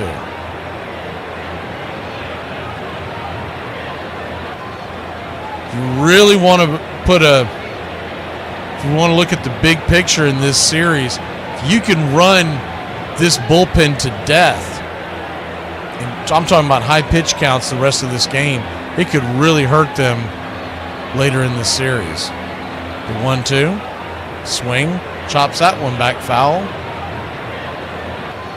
There's going to come a point if you continue to put the innings on a team that's actually in the playoff hunt, they're going to punt a game just so that they don't ruin their entire staff the rest of the week. The 1-2 in the dirt, 2-2. Good at bat by Allen nonetheless. This is why I continue to say that Allen needs to be batting 8th and not 9th. Harris needs to be sitting in front of the number 1 hitter because he's going to get better pitches. If you're a pitcher out there, you are going to pitch around Harris because you're not worried about Allen. But that's not going to be the case if Profar or Acuna's right behind him. The 2-2, swing, chops it over. That's going to get through. It took a high hop, a funny hop, and the Braves will score 2, and it's 5-1. And sometimes Lady Luck is just on your side, and we'll take it. Good piece of hitting there by Allen. That had a lot of top spin as he banged it through the inning, banged it through the infield. Hitting, not about muscle. Simple physics. Calculate the velocity V in relation to the trajectory T, in which G, gravity, of course, remains a constant. Ozzie scores with ease. Took a high hop. Matt Chapman's a very good defensive third baseman. That thing just had a lot of top spin on it. First pitch on the way to Profar. He'll pop it up back behind home plate, and it will stay in play. Oh, he drops it. Man, everything's going wrong for the Giants tonight. He drops it. Should have had that catch behind home plate. Bailey, normally a very good defensive catcher. He was in a weird place over there. He couldn't quite get it with 2 hands because of the box that he's basically leaning over. It's like a fan. He's basically leaning over, and it obstructed him from getting up against the screen as the 0-1's in the dirt, 1-1. So he's trying to use a catcher's mask to make a long leaning catch, and it just goes off the lip of his glove. The 1-1, swing, fouls it straight back, 1-2. Gage at 22 pitches in this inning. So we're putting a long one on him. Birdsong, 25 pitches. This will be the 48th pitch of the first inning for the Giants pitching staff. Pitch on the way, swung on, pops that one up. Down the first base line, who wants it? Second baseman Schmidt will get it, and that'll end the inning. But not for your Atlanta Braves. They go out big time. 5 on the board. Let's keep it going, y'all. We'll be back in a flash here in Braves country. I say, I'm just the type of guy who tells it like it is. And sometimes, just between me and you, I tell it like it isn't. People can't say, wow, she's really let herself go. If I never had it to begin with, it's a perfect crime. Remember, spread your cheeks could be another way to say smile. Until we meet again! Is there any bigger lie in a marriage than when you wake up your snoring husband on the couch and he looks you dead in the eye and says, I wasn't sleeping? In there, strike 3, and he has struck out the side. Fernando started opening day for the Dodgers in 1981 and went on to win each of his first 8 starts, 5 via shutout, posting a 0.50 ERA to begin the season. He ultimately became the first player, and still the only, to win Rookie of the Year and Cy Young in the same season. Although others came before him, Fernando Valenzuela established himself as the first Mexican superstar in the major leagues. Starring in LA made him an icon. He was their hero, which was great. They needed a hero, and he represented their country in the highest degree of class, dignity, and character. Fernando made 6 All-Star teams throughout his career. He led the NL with 21 wins and 20 complete games in 1986. And on April 27th, 1990, in his final season with the Dodgers, he threw a no-hitter against the Cardinals. Fernando Valenzuela has pitched a no-hitter. After 5 additional stops, Fernando retired in 1997. He eventually returned to the Dodgers as a Spanish language analyst for radio and TV broadcasts. Ladies and gentlemen, Fernando Valenzuela. Your home for the classic call of Braves Country Baseball. Bryce Elder goes back to work now with a 4-run lead. First pitch on the way. 90 at the knees. It's 0-1. He threw 32 pitches in that first inning, but he had a heck of a long break as he sat there on the bench. The 0-1 swing chops it down the line foul. 1-1. 0-2, excuse me. Thank you for the contribution there. Supporting the channel, Mr. Charlie.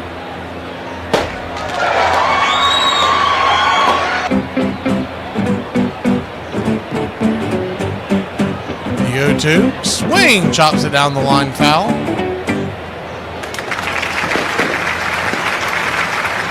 0-2 count. Wilmer Flores, the batter, former New York Met. He's been out there in the West Coast for quite some time. The 0-2 swing. That ball's slapped down the right field line. That ball is trouble. It's going to get up against the wall. Here comes the throw from Acuna, and it's going to be a leadoff double for the Giants. This guy comes through more than I mean, it is unbelievable.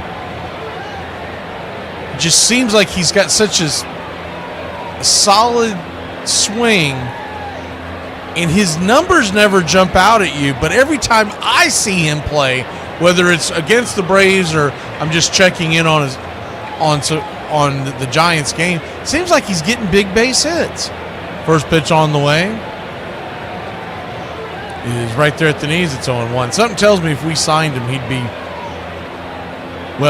be ruined because Tim Hyer get in his ear. Tell him to swing and everything. The 0-1, swing and a miss. 0-2. Real quick look on the out-of-town scoreboard. Nationals lead the Reds 7-5 there in the fourth. Phillies 2-1 over the Red Sox in the fifth in Philadelphia. The 0-2's in the dirt. 1-2. There in the fourth in Canada, the Blue Jays trail the Yankees 1-0. In Pittsburgh, the Pirates lead the Tigers 3-0. They're heading to the fifth in that one. The Orioles lead the Guardians 5-3 in the fourth in Cleveland, Ohio. The 1-2 swung on, pops it up. Who wants it? Shallow, shallow, shallow. Making the diving attempt is Profar. Could not get to it.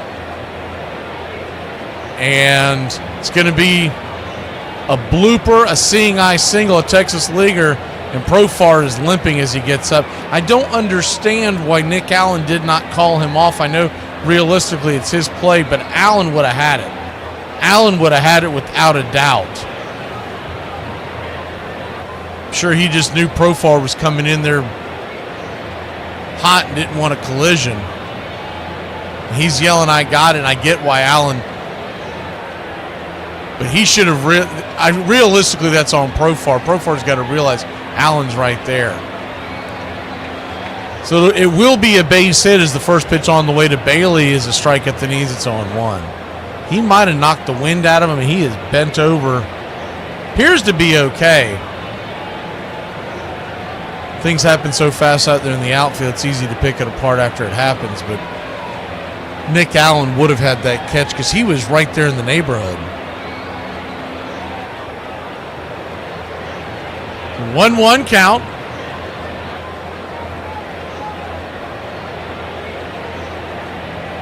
Kicks and fires. Swing, lifts it into center field. Not very deep. That will score a run, though. Flores comes in on the sac fly, and the Braves lead has been cut to 3. 5-2. Throw comes to the infield to second to keep the runner off a scoring position. And it's one up, one on, one out. And a double play can still get you out of the inning as the lineup flips over back to Jung-Ho Lee. Good news in Queens. The Angels lead the Mets 4-0. And other games are about to get underway, but not quite yet. Royals are at the Cubs in Chicago. First pitch on the way to Lee is chopped off his instep. It's 0-1.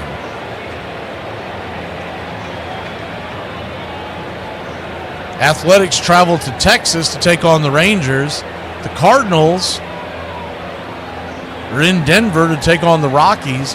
You'll have the Astros at the Diamondbacks in Phoenix. And the Brewers are in Seattle to take on the Mariners. The last game of the night, the Dodgers host the Twins in L.A. Shohei Ohtani Day on the mound. The 0-1 swing lifts it into left. This time Profar does have that one. 2 down.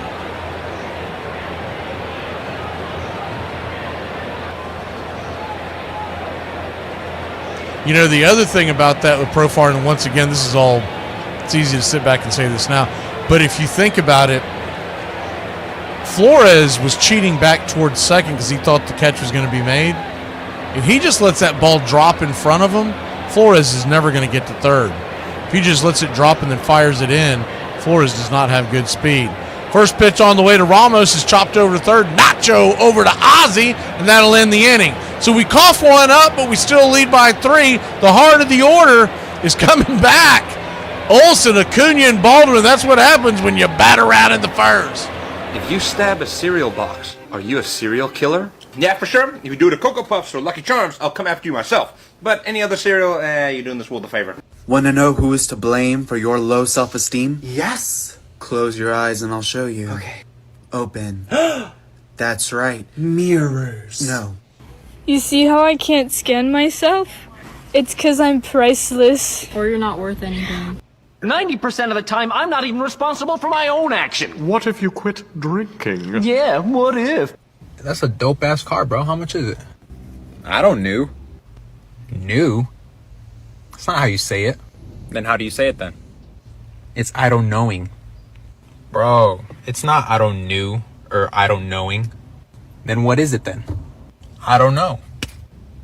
Dumbass. If you didn't know, shut the up then. Hey y'all, it's Nurse Rachel, and guess what? Here's some things you don't put in your urethra. Okay, number 1, toothpicks, Q-tips, don't do it. Number 2, incense stick. All because why, people? He wanted his pee to smell better. Bench's performance on the field never wavered, and the 24-year-old earned his 5th straight Gold Glove and 2nd MVP award, while leading the Reds back to the playoffs. A tremendous drive by Johnny Bench. But all the questions about his health were never far from his mind. I, of course, sort of went into that playoffs knowing that there was a chance that that could be my last game. Today, it's the 5th and final game of the National League playoffs at Riverfront Stadium in Cincinnati, Ohio, between the Pittsburgh Pirates and Cincinnati Reds. The Pirates were leading by a run in the bottom of the 9th when they brought in their star reliever, Dave Justy, with the first man he faced, wondering if this would be the final at-bat of his life. Well, Johnny Bench will lead things off for Cincinnati, their final hope for 1972.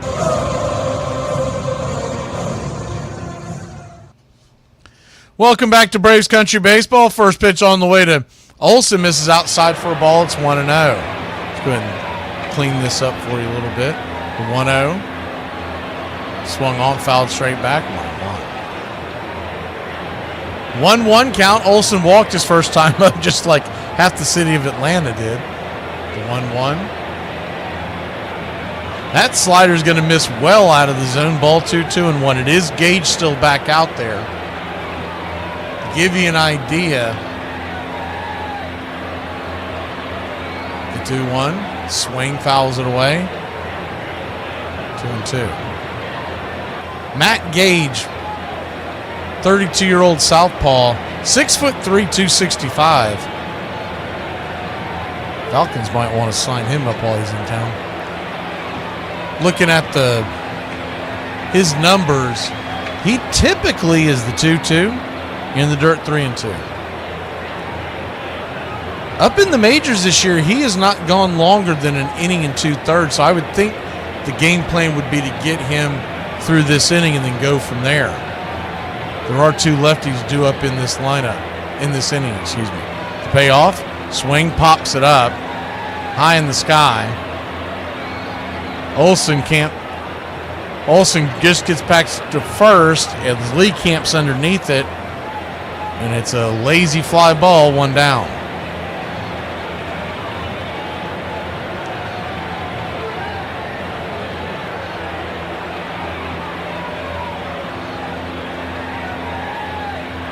Ronald Acuna Jr. stands in. He walked his last time up. First pitch on the way is high and out of the zone. Just want to know if you're just joining us, it was a walk parade by the starter of the San Francisco Giants, Hayden Birdsong, the 1-0. 92 right down the pipe. 1-1. Birdsong did not record an out. He walked 4, gave up 1 hit, and was charged with 5 runs. The 1-1 right there on the intercut 1-2. If you want to thank someone, I picked up Birdsong in my fantasy baseball league this morning. He knew I doomed him. The way I looked at it, I was like, he's either going to pitch well or he's going to get crushed. Either way, I win.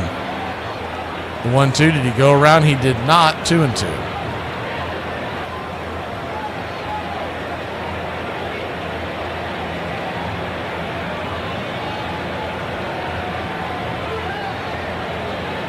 The 2-2, high and out of the zone, 3-2.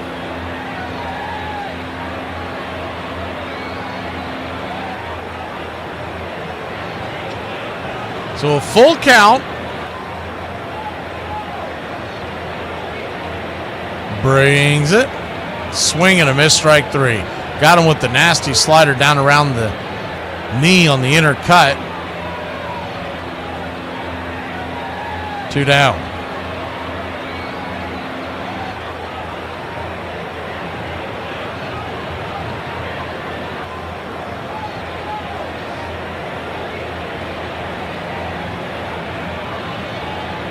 Two down, and Drake Baldwin takes a pee at the knees for a strike. It's on 1. The Drake ripped a 3-run double his first time up, clearing the bases, giving the Braves a 3-0 lead. The 0-1 just inside, misses. 1-1. Thank you, Joyce.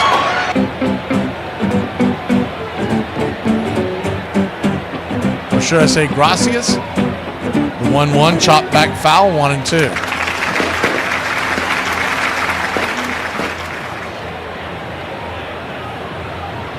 One, 2 count. Infield is back and to the right.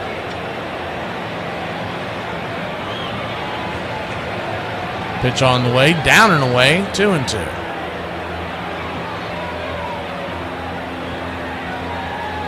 Drake Baldwin now batting .286 on the year, 11 home runs, and he's got to be the front runner for Rookie of the Year in the National League. The 2-2, outside wide, 3-2. I don't believe PCA is eligible. I'm pretty sure he lost that last year.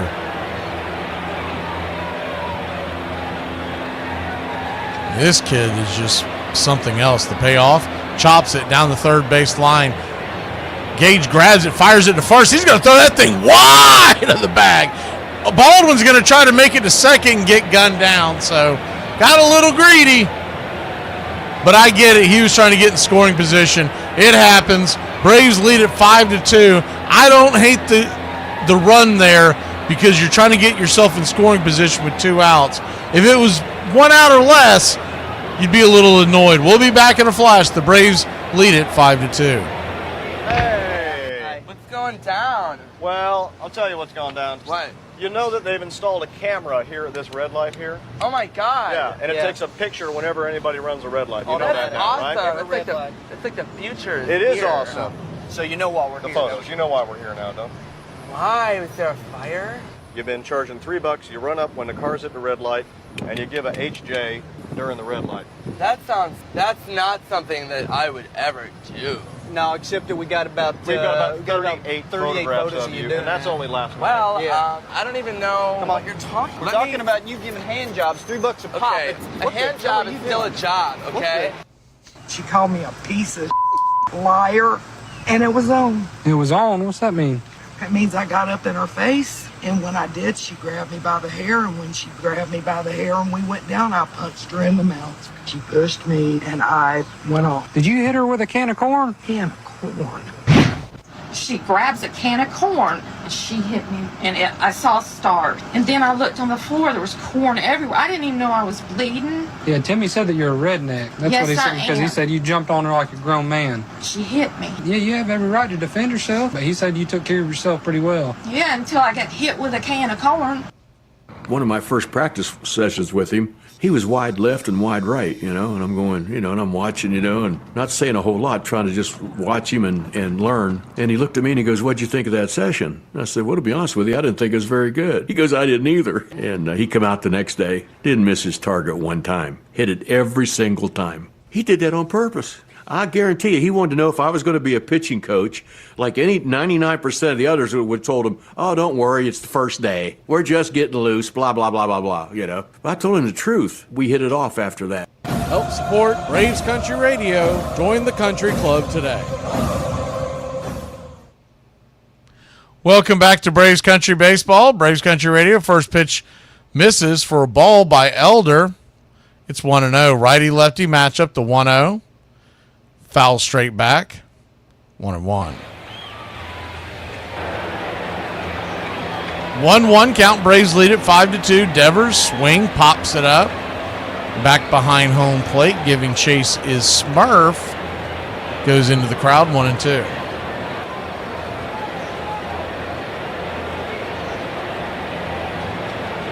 Braves got 5 runs in the first. You feel like that's not going to be enough the way Elder's been pitching. He's already given up 4 hits, 2 runs, walked 1, and has yet to strike anybody out. The 1-2. Time is called by Devers. Yeah, if I had unlimited pickups, I would pick up the pitcher going up against the Braves every day. Just give him some good luck. The 1-2. Fouls it away.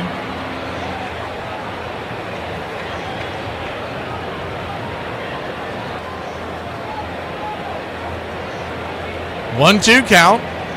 In the dirt, 2-2. Charlie says the Elder will rock now. All right. Hope you're right. Not going to hold my breath, but I hope you're right. The 2-2. In the dirt, 3-2. Standing on deck is Adamas. In the hole is Chapman.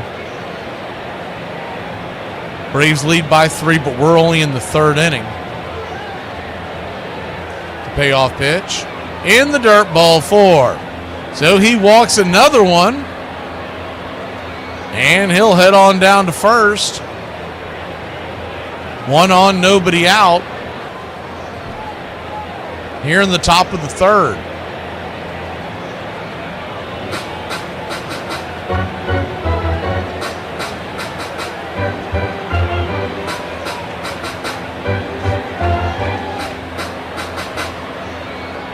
The 1-0.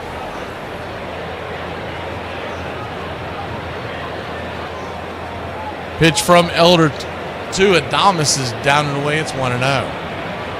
Righty-righty matchup. Runner at first, nobody out. The 1-0. Swing, chops it foul down the line. 1-1.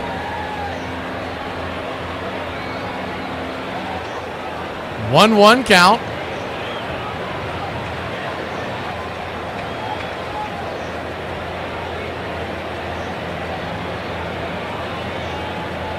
Comes set. Swing! Fouls it down the line. 1-2.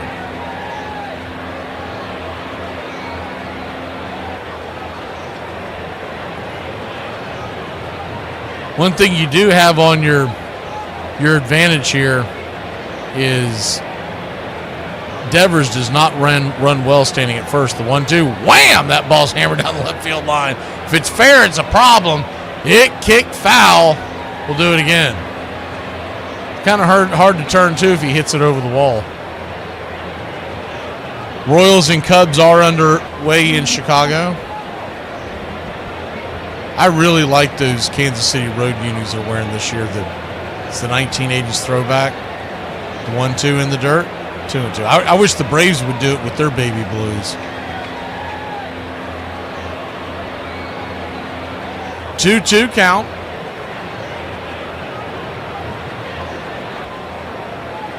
Adames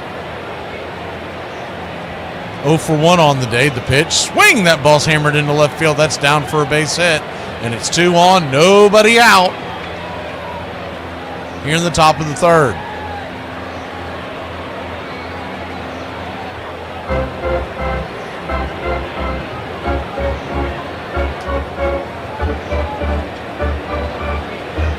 All right, Charlie, where's this rockin' elder you told me about? I'm ready for him to show up. Tell him he doesn't have to wait. He can come on out. Smurf's going to go out there and talk to the elder real quick. And they're rocking a hard place. It's hard to go out and go grab him early in this game because you've gotten the 5 runs on the board. You know you essentially have a bullpen game tomorrow. You'd like to at least get him through 4 or 5. And then you could probably manage it. There is an off day on Thursday.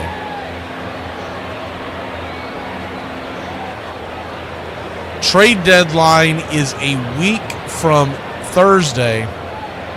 We will be doing a trade deadline show. May pop up a few times before then. First pitch on the way, swung on, chopped over towards short. It's a 6, 4-3 double play. Devers does make it down to third, but that's a big, big double play. It's Chapman grounds out there. Good sinker. Looking at the replay of it. Really, it was a really bad swing by Chapman. Honestly, it wasn't a great pitch, but it did the job. So 2 down.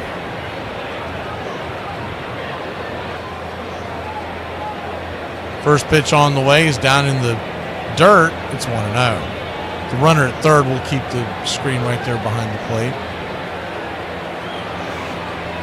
The 1-0. Infield back and to the right. Kicks and fires. 92 misses high. 2-0.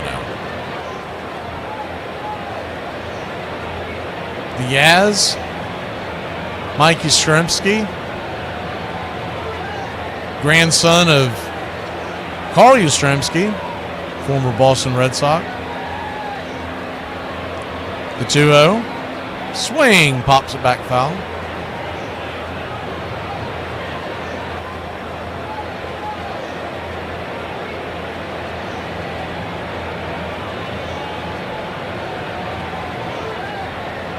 It's hard to believe Yastrzemski is about to turn 35 years old. He's been in the league a long time.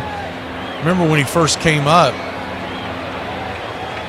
It's the 2-1 pitch. Right there at the knees. Good. 4-seamer. 2-2. He's also the son of Mike Yastrzemski, who also played professional baseball. But obviously his grandfather is much well more known.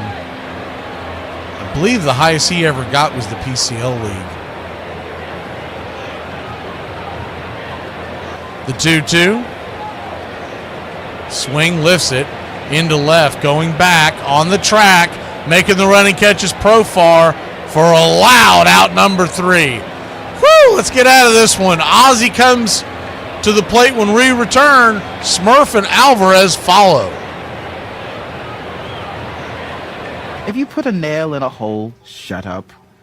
And you hammer it, shut up. It might not go all the way in the first time. Shut up. The 4-beat movement. I made my man screech like a eagle last night. We got freedom back. Random player of the day. Growing up, he won several tennis championships, was a ping pong champion, and was also a proficient golfer. In college, his battery mate was none other than Yankee great Thurman Munson. He was originally drafted by the Cleveland Indians in 1968, but didn't sign. 1 year later, he was drafted by the Giants, who signed him. Sports Illustrated said in 1971 that he might be a right-handed Sandy Koufax. He was once part of a trade that sent Ron Santo to the Chicago White Sox. His best year was 1980, where he led the league in wins with 25 and won the Cy Young Award. He retired in 1982 after reoccurring arm problems. He had a career record of 107 wins and 93 losses. This player is none other than Steve Stone. Opening day, Greg Maddux. Doesn't sound too unusual, except today he's in the Atlanta Braves uniform. And Greg, how do you feel coming back in the uniform of the enemy? Well, I'm excited. I'm excited about pitching opening day. It is a little awkward for me. Yeah, that was a trip. Sure enough, we go back to Chicago for opening day, and I remember waking up before the game, and you look at the paper, and it was like 10 reasons to boo Maddox. I had been made out to be money hungry, didn't care about Chicago, didn't care about the fans. That was kind of the furthest thing from the truth. To be honest, he was still bitter, and I get it. I mean, I totally get it. Like, that was his team. Greg Maddux, maybe the first time in his career, hearing boos like this.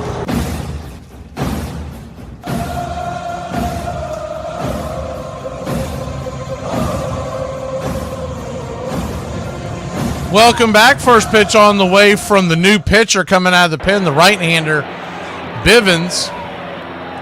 Misses for a ball. It's 1-0. The 1-0. Fouls it straight back. Ozzie Albies, your batter, open stance from the left side. 1-1. Braves lead this one 5-2. We're in the bottom of the third inning, so a long way to go. The 1-1. Slices it foul. 1-2. So his bad habits there. That I don't know how they fix it with Ozzie, but he chases all this stuff down. Is the 1-2. This is high 2-2. And then when they go up high, he pops it up because his swing is it's going down all the time. The 2-2. This is high. Outside 3-2. They just showed a clip in the Cubs game. There was a fan that that basket over the payoff pitch, pops it back foul. That basket that hangs over the ivy just before you get to the stands in Chicago. If you've seen games in Chicago, you know what I'm talking about. There was a fan that was stuck in the damn basket. The payoff pitch, swing fouls it straight back. They've shown it a couple of times now. I can't take my eyes off it. It's the funniest thing. He's a big guy, big old boy. I guess he was going after I'm assuming he was going after a foul ball. I mean, a home run. The payoff pitch, swing, chops it down the first base line, but foul. Believe someone for the Royals hit a home run. They are leading 1-0. And I'm assuming that's what he was trying to fish out of the net. And he fell into the damn net. It's about the funniest thing. The payoff pitch. Outside wide, ball 4. I'm sure it'll be all over your feed, your social media feed the next day and a half.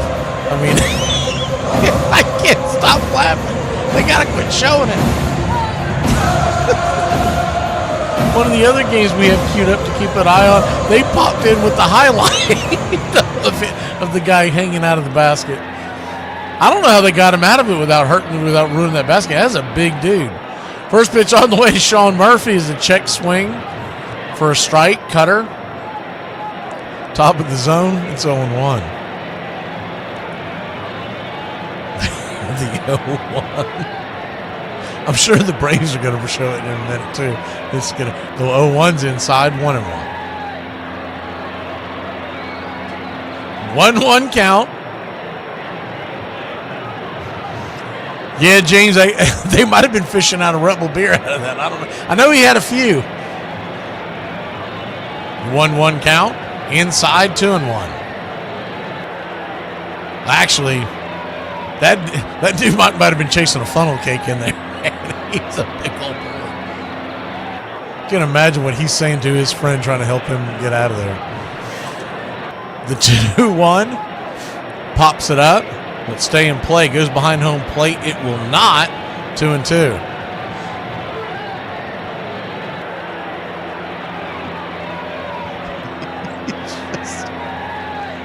Oh my God. 2-2 count. I wonder if that might have been Bobby Witt Jr. hit the home run. So I could see a fan wanting his home run, even though he might be a Cubs fan. But I don't know who. Well, no, I guess it wasn't because they're showing somebody else.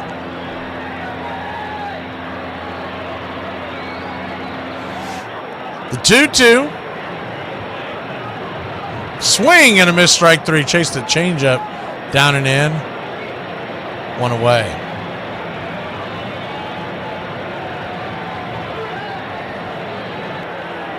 Bivens.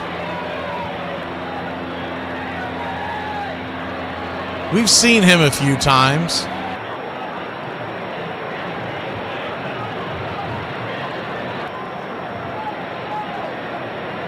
First pitch on the way to Alvarez is right down the pipe for a strike. It's 0-1. Spencer Bivens.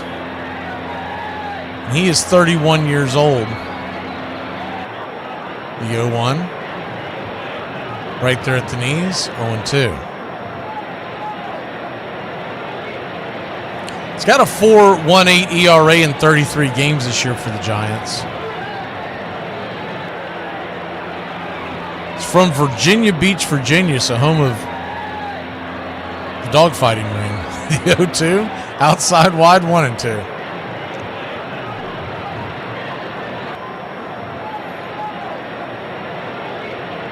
One-two count.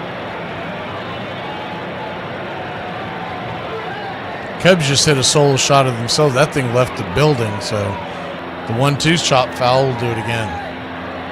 So old big boy doesn't have to break a hip going over the peach basket trying to get the ball. I think that was the old catcher for the Diamondbacks, Kelly. He hit a freaking blast out of Wrigley.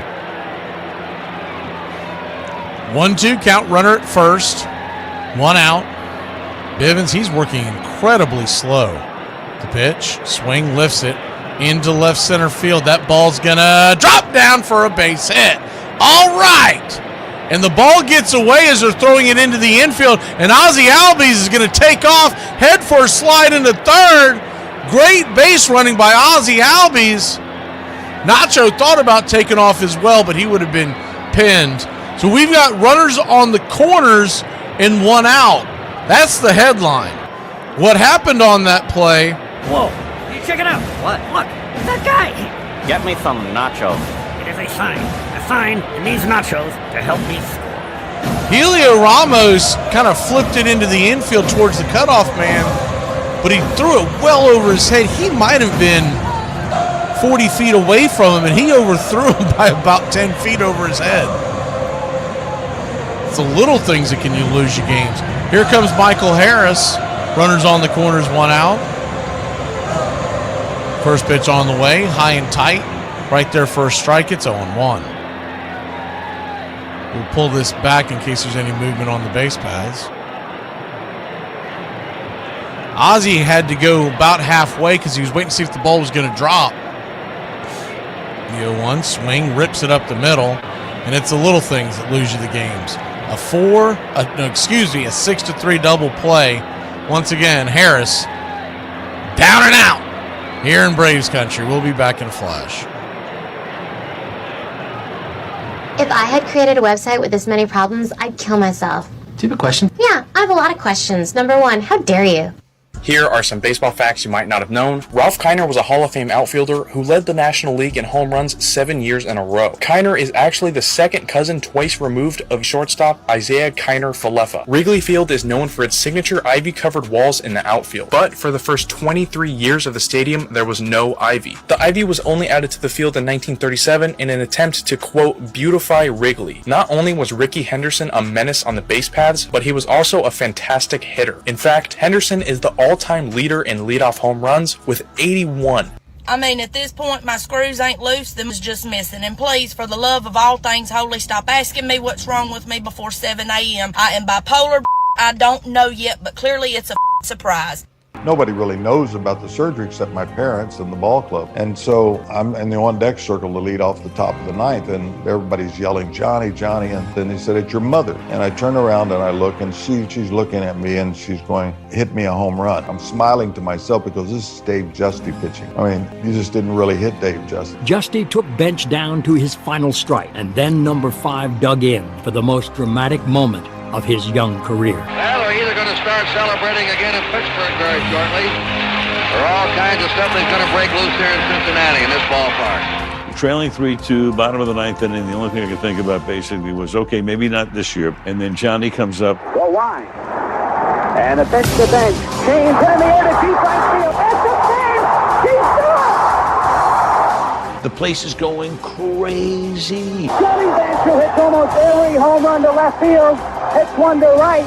The game is tied. I don't know that there was ever a louder echo in that stadium.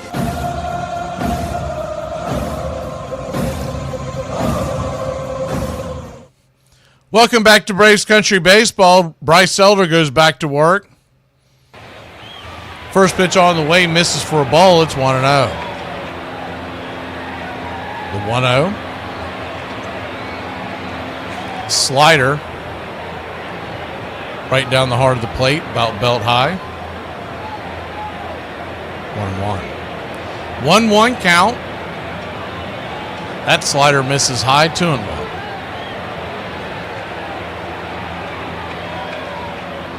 The 2-1, chops it foul.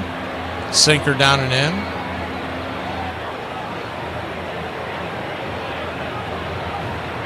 So a 2-2 count. Braves lead it 5-2. The pitch on the way. Pops it up, back foul.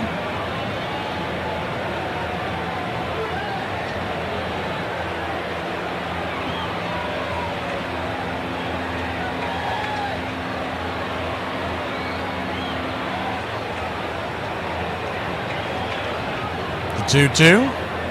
Slider dips down. Good take by Flores. That thing just dropped off the table. Full count. The payoff pitch. Elder working fast. Swing. That ball's hammered into left field, and Flores is 2 for 2. Leadoff runner getting on again. See if Elder can dance around the raindrops here.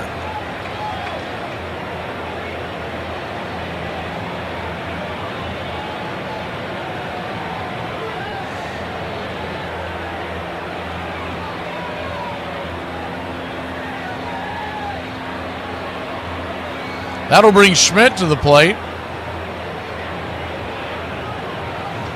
First pitch on the way is chopped foul down the third baseline. It's 0-1.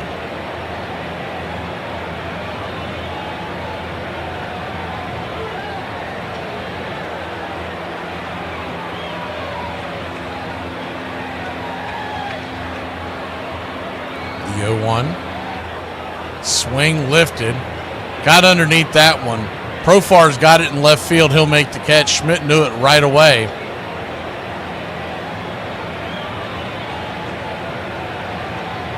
Two down.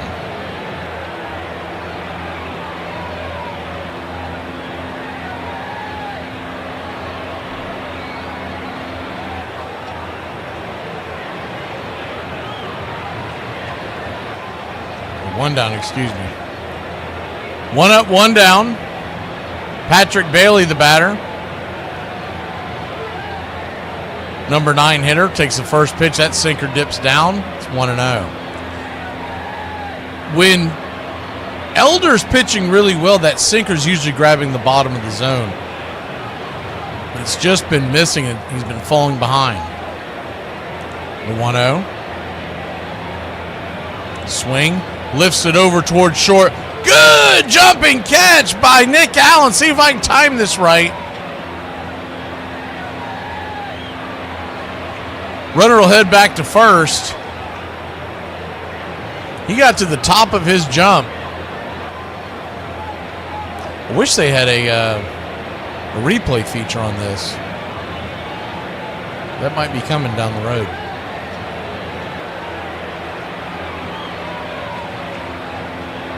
One on, two out. First pitch on the way to the leadoff hitter. Jung-Ho Lee takes a sinker outside wide. It's 1-0. He had a pretty good hack his first time up. Took it all the way to deep center field where Harris was able to catch it at the ball. The 1-0. Outside wide, 2-0. When people think that Nick Allen is this terrible shortstop, so they just flashed a a stat up there. He has 17 outs above average. What it means is he's made 17 plays that most shortstops can't make. That's the short of it. There's the 2 O's right there on the outer edge, 2-1. That leads the major leagues. So granted, he does not get on base, and when he does, it's usually just a soft single. And he makes up for a lot of that with the little things. The 2-1 hit into center field, drifting back, making another catch is that man Nick Allen. What an inning he just had. We'll be back in a flash. Bottom of 4th we go. We lead by 3 here in Braves country. Hey, Hoochies, we about to try the Dr. Pepper coconut. Because y'all know my drink is Dr. Pepper Zero. So I was like, let's stop by the Tarjay and get that coconut. You can try it first. All right, try it.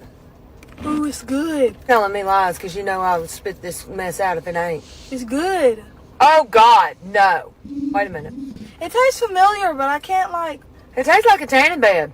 It tastes like a tanning bed in that time I lived in that trailer with my mama. Normalize answering questions with go yourself. They ask your age, go yourself. The cashier asks, oh, you bought one, do you want this other one for free? Go yourself. Hey, what's your favorite app to play? In the first game, Braves led 1-0 in the 5th inning. It rained. The rain starting to come down again. With 1 out in the bottom of the 5th inning, this is not an official game. They waited a long time for it and didn't resume it, so the game was wiped out. So that gave us a chance to regroup. And in regrouping, we went on and just did what we had done all year. Take 2 of Game 1 would be a Cardinal blowout, with the veteran Bob Forsch going the distance for the shutout. Kerr has it and throws. That's a St. Louis winner, 7-0. Game 2 would be tied 3-3 in the bottom of the 9th, when Ken Oberfeld came to the plate with a runner on second and a chance to win it. They had first base open and Suter was hitting behind me. I wasn't sure if they were going to pitch to me or not. And Benedict, he was catching. I said, you guys going to pitch to me? He looked in the dugout and he goes, yeah, we're pitching to you. I said, okay. To right center field, Butler on the run, reaches up, can't make the catch. And the Cardinals lead 2 games to nothing.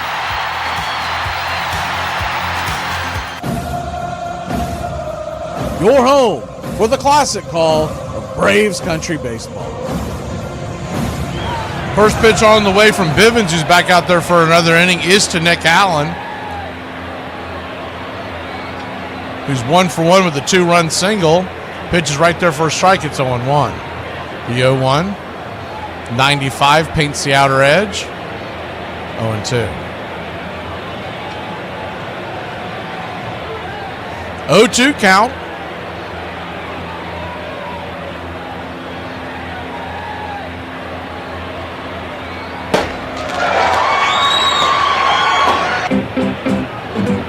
Pitch on the way. Sweeper misses well outside wide. 1-2. Good take by Allen.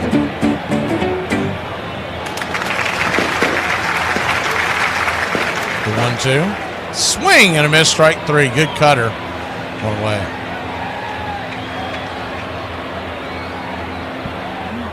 He may not have pop. One thing I'll say for Allen, he normally gives you a professional at bat. And I do not miss the days of Orlando Arcia up there hacking at nothing and popping out in the first or second pitch. A lot more range than what Arcia had, though Arcia had a cannon. First pitch on the way to Profar was a cutter inside. It's 1-0. I used to be a big Arcia fan because of his defense, but his offense just got to the point where it was ridiculous. 1-0. 91. They're going to say that painted the top of the zone 1-1. 1-1 count. Swing, chops it over to third. Should be an easy 5-3 put out. It is. And 2 up, 2 down.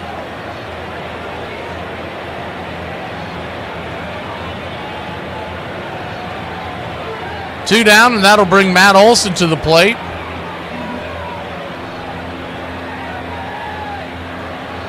Olson.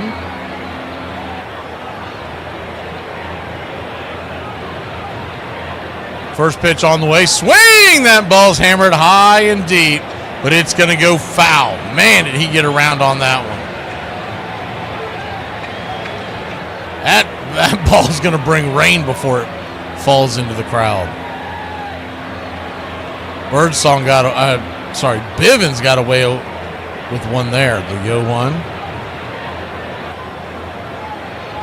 That cutter's going to miss inside. It's 1-1. 1-1 count. The defense is back and to the right. The pitch on the way. Inside. 2-1. It's like to get a little more breathing room, some insurance. 5 doesn't feel like enough tonight. The 2-1. Swing and a miss. 2-2.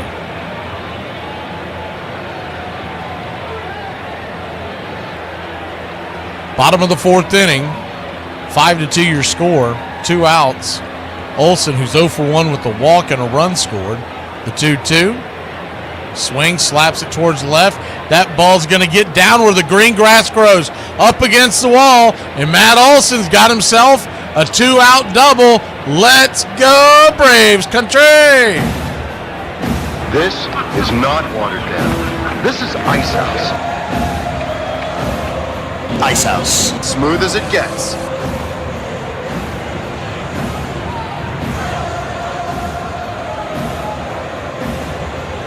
Good piece of hitting there by Olson. Got a high heat on the outer corner. He just slapped it against the defense.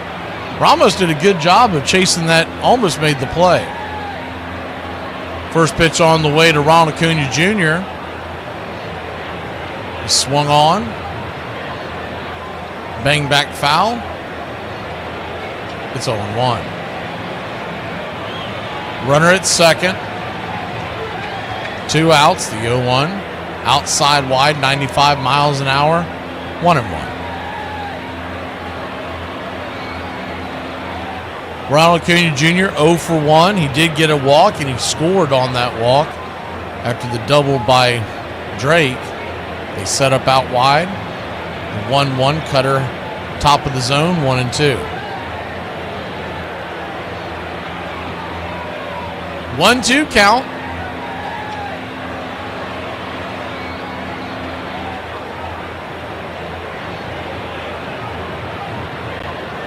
The pitch. Swing, slaps it foul towards the third base dugout. We'll do it again.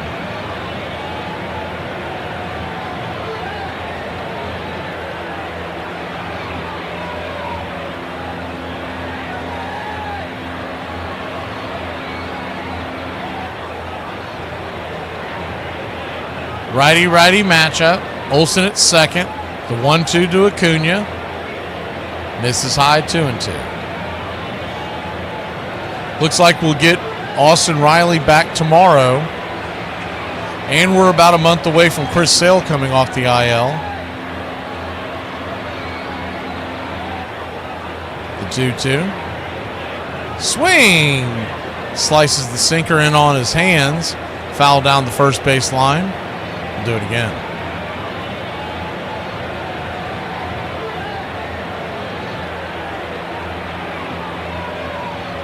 On top of that, Schwellenbach could return in September. I'm not expecting it, but if they're in it, there's a path for him to come back.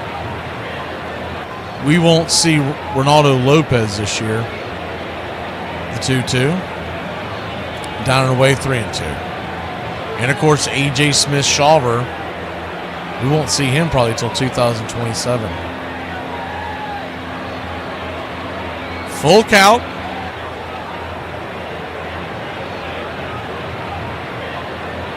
Pitch on the way, up top, ball 4.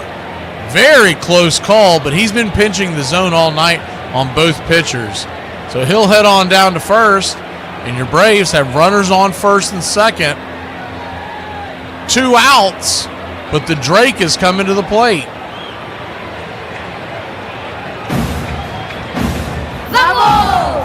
Bravo. Bailey's going out there to talk to Bivens.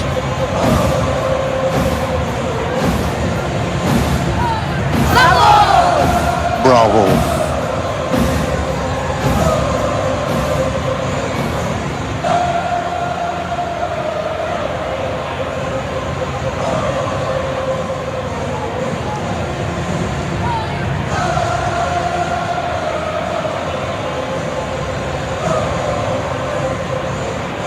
Drake Baldwin comes to the plate. 1 for 2 on the day. The first pitch on the way. Swing. Chases a sinker.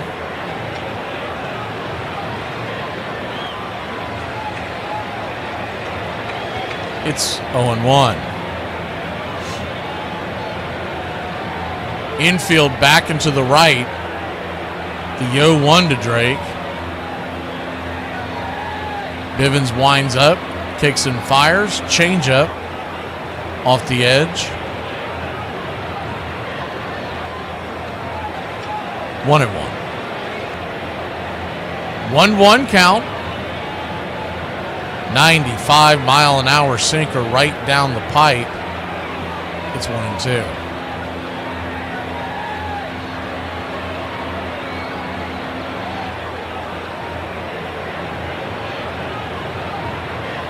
Two on, two out. A single would score Olsen. Anything in the gap would score them both with Acuna speed. The 1-2 from Bivens.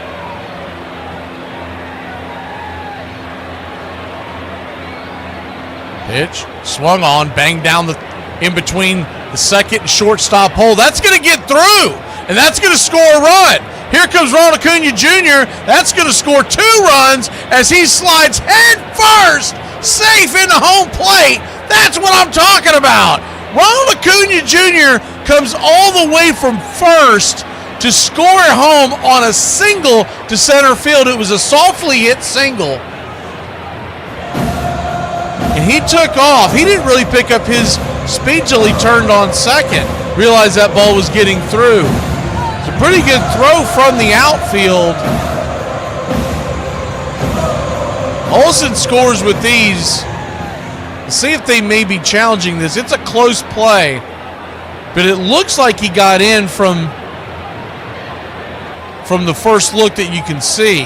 And they will not challenge it. So 7-2 your score. And normally we would play the soundbite for the Drake. But honestly, that was all Acuna on that play. That was impressive. He came all the way around to score on that play. Ozzie Albies. Bravo. Strike started off, it's 0-1.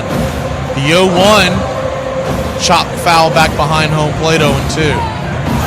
On the play, by the way, I think I left this out. Drake Baldwin made it all the way to second base once the throw went to home plate. Righty-lefty matchup, the 0-2 swing. That ball's belted down the right field line. Foul. He could have kept it straight. Probably at least gets to the top of the brick wall, if not leave the building.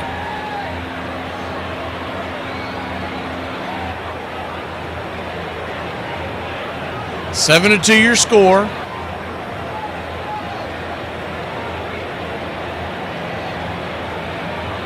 The 0-2.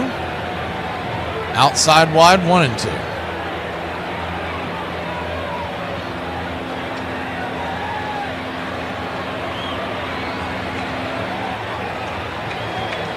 One-two count. Swing, slaps it back, foul. We'll do it again.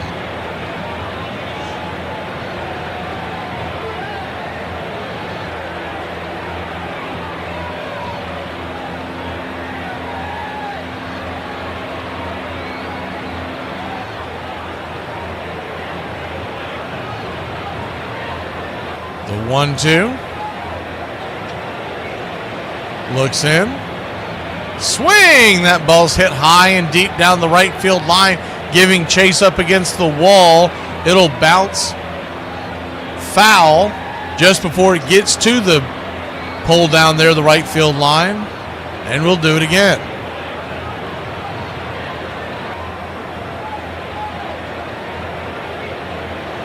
Bottom of the fourth. 7-2 your score.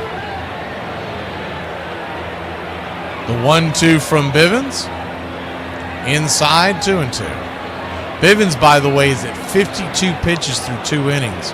So a pretty high rate. He's had a long inning out here. my math is right, he's at 34 pitches in this inning alone. The 2-2. Swing, lifts it. That's going to dump into center field. That's going to get down for a base hit. And the Drake's going to come home. And the Braves have taken an 8-2 lead, baby. Let's go, Braves country. I'm the Wiz. I'm the Wiz. I'm the Wiz, and nobody beats me.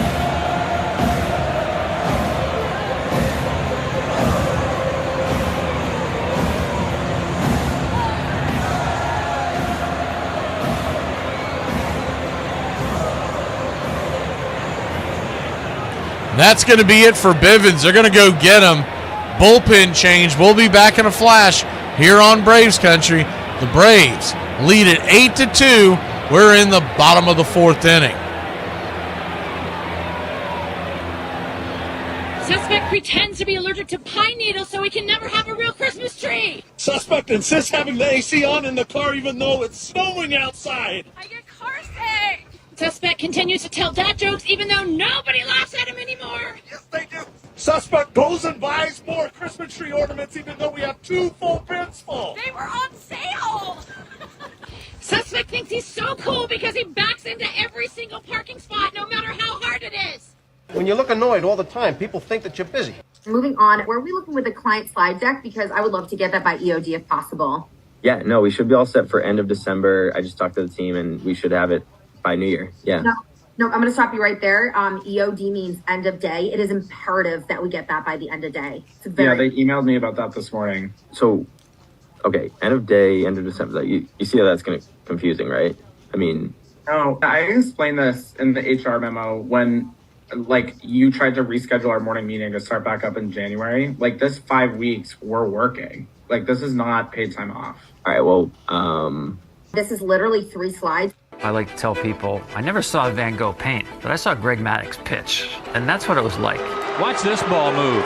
You're watching an artist at work. When Greg Maddux gets ahead of you, you will see some funny-looking swings. I never saw so many hitters get so frustrated, you know. He made them frustrated. He's a poker player, the way he calculates. I've never heard another pitcher talk about finding outs. He would say there are 27 outs out there. You've got to find those 27 outs. It was just trying to understand how hitters see the ball, and then what can I do with the ball to try to trick them. If I'm going to throw a changeup. Welcome back. First pitch on the way is a ball down and away to Sean Murphy. Beck is the new pitcher. It's 1-0. Righty-righty matchup to 1-0. Sean Murphy swings at a sweeper in the dirt off the edge. 1-1. Fourth pitcher used in this game by the Giants already. We're just in the fourth inning. The 1-1. Swing, chops it foul. 1-2. Tristan Beck at one point was a starter. He was looked upon with high hopes. He was drafted by the Atlanta Braves back in 2018 out of Stanford in the 4th round. The 1-2. Chops it back towards short. Should be an easy play with Murph's speed. It is. 6-3 put out, and that'll end the inning. But not for your Atlanta Braves. Put 3 more on the board. We got a snowman to a deuce as we head to the 5th. Holy it's so hot. You think it's hot today? Just wait till you go to hell for abandoning your kids. Suspect thinks a bottle of wine a night is okay because she deserves it. Suspect thinks the District of Columbia is in the ocean. Suspect does Pilates once a week, but it's her whole personality. Suspect said she needs to sell more cars, but I catch her scrolling TikTok all day. Suspect thinks that because she's the first female sales manager, she can lose money on every deal. I just need y'all to know something. I ain't built for no soft man. I'm mouthy, I talk back, and I don't listen. Honey, you get what you get, and you don't pitch a fit. Oh, honey, the only thing that you need to be mindful of is that I can go from fun to feral to federal real fast. Real fast. You try not to let it get too personal, but it was hard. I mean, it was hard. First time I ever got booed, but talk about really wanting to win a game. Back to the mound, could get two. There's one, there's two. The wind was blowing in, and it was the perfect pitching atmosphere at Wrigley Field. Struck him out. The way Maddox is throwing, the Cubs have their work cut out for them. You could tell it was personal. Line drive, easy out. He swung at another bad ball. 3-2. Struck him out. Booze or no booze, Maddox really looks invincible. Pitched a shutout, which is pretty much all he did every year, 8 innings of shutout ball. You know, you try not to let it get too personal, but yeah, that was a tough game for me. I was probably one of the best wins I've ever had personally. Basically, it started a 3-year run of, unprecedented baseball. Here's the 1-2. Struck him out. A 1-2-3 inning for Greg Maddux with a couple of strikeouts. The best free agent signed in the offseason by any team in the major leagues. No argument here.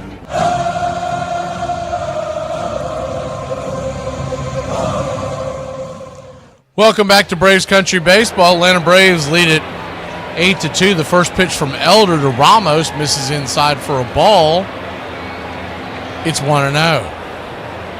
The 1-0 kicks and fires. Down and in sinker, grabs his own 1-1. 1-1 count. Elder, swing and a miss. 1-2. Ramos will take his timeout, step out of the box. He's 0 for 1 with the walk tonight and a run scored. The 1-2. Swing, fouls it away.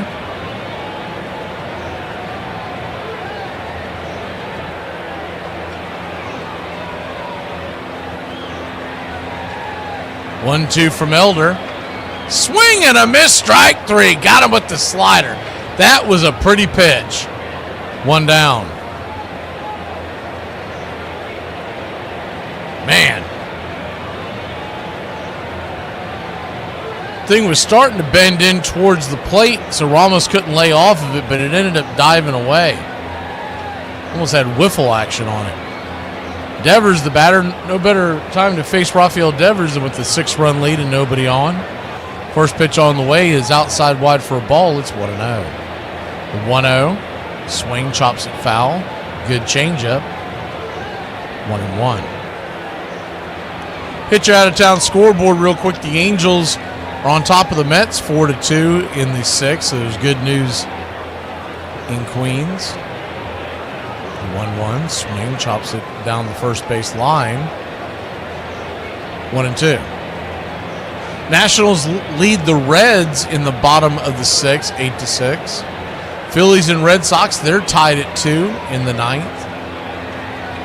Padres lead the Marlins heading to the 9th, 2-1. 1-2, check swing, fouls it. Do it once again. Tigers 3-0 over the Pirates 3-0 over the Tigers. Paul Skeens day for Pittsburgh. Guardians 6-5 over the Orioles in the 7th. The 1-2 laces it down the line, foul. Do it once again, 1-2. White Sox all over the Tampa Bay Rays 6-0 tonight. They're in the 4th. Cubs and Royals, a seesaw affair. It's 4-3 in the 4th in the Windy City. The 1-2. Slider. Misses down and in. They checked down the line. Said he did not go around.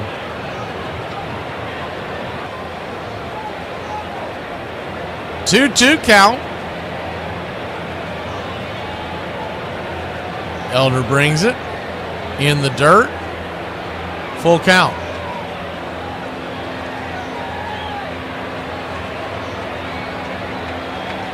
Devers, a walk and a single. He's 1 for 1. Payoff pitch. Swing. That ball's going to get laced into left center field. It's down for a base hit. Not a hard hit ball, but it got over the defense. Kind of jammed him a little bit. But Devers, strong enough to get over to the head of Nacho and Allen. and right in front of Michael's feet. 1 on, 1 out. Elder back to work. He's at 93 pitches, by the way. That ball is swung on to Adames, and Profar goes to slide for it. He hides for cover, and the ball goes to the wall. Devers is going to score from first. He's incredibly slow, but he had all day as Harris had to go all the way from center field to deep left to get the ball. It's going to be an RBI double, but what happened there was Profar lost it in the lights, and as he was coming in, he stuck his glove up, but it was really more of him making a business decision. He didn't know where the ball was, and it fell about 5 feet to his left.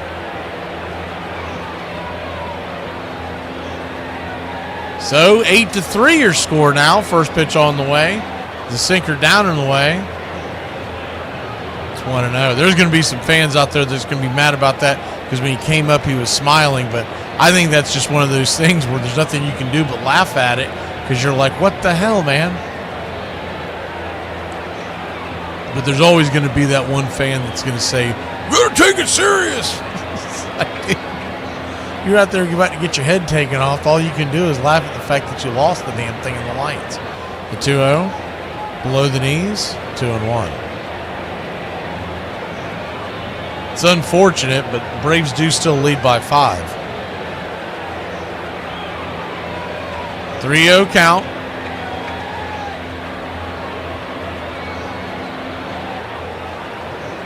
Pitch on the way.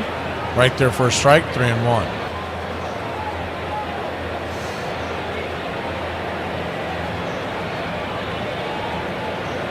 Three-1 to Chapman. Hanger up in the zone, slider for a strike, 3-2. He was heading down to first. He thought it missed the zone. It definitely got all the zone on the inner cut. Looking at it on pitch track, there's not a part of that ball that wasn't in the zone.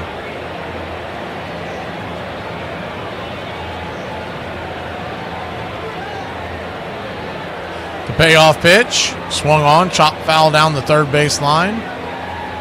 We'll do it again.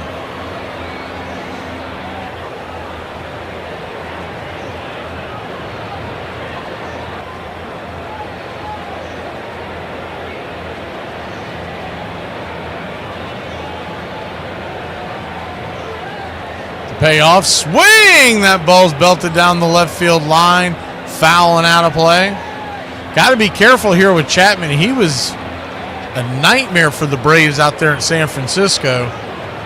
Uh-oh, speaking of nightmare, everyone's personal nightmare, Aaron Bummer's warming up in the pen. The payoff pitch. Misses high, ball 4. So that's a problem. Elder is sitting at 102 pitches. Looks like it's going to be Kranitz going out there to talk to him. And I don't know if that's to buy time and then Snicker's going to come out there.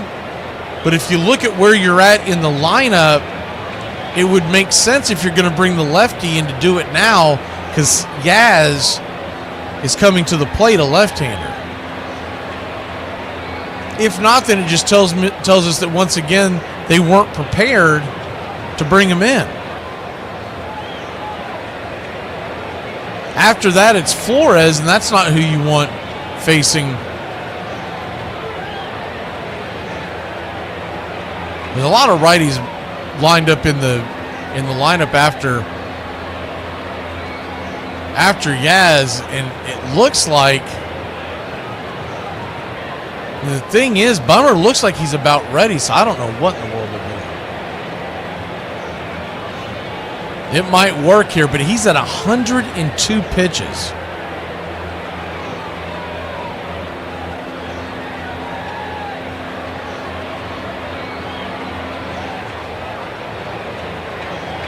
First pitch on the way is a sinker to Yastrzemski. It's right down the pipe for a strike. It's 0-1.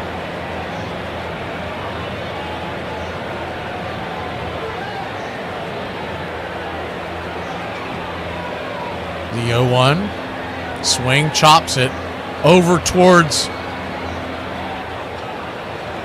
the mound, and Elder's going to grab it, fire it to second. Risky play, but he got it. So they get the force out at second. Yaz will be safe with ease going down the line. You'll have runners on the corners and 2 outs. And the right-hander Flores, and we've talked about this before, he comes through with big hits, especially against the Braves. It's a big moment here. 8-3, first pitch on the way is a sinker at the knees. It's 0-1. Bryce Elder's at 105 pitches. He'll obviously be done after this, but this is a big moment. The 0-1, swing, chops it foul down the line. It's 0-2. I mean, this is yeoman's work. 105, not just the fact of 105 pitches, it's 105 pitches in 5 innings in the Georgia heat in July. He has got to be woofing right now. Meanwhile, Flores is 2 for 2 with a double and a single and a run. The 0-2. Swing, hammers it down the third base line, but foul.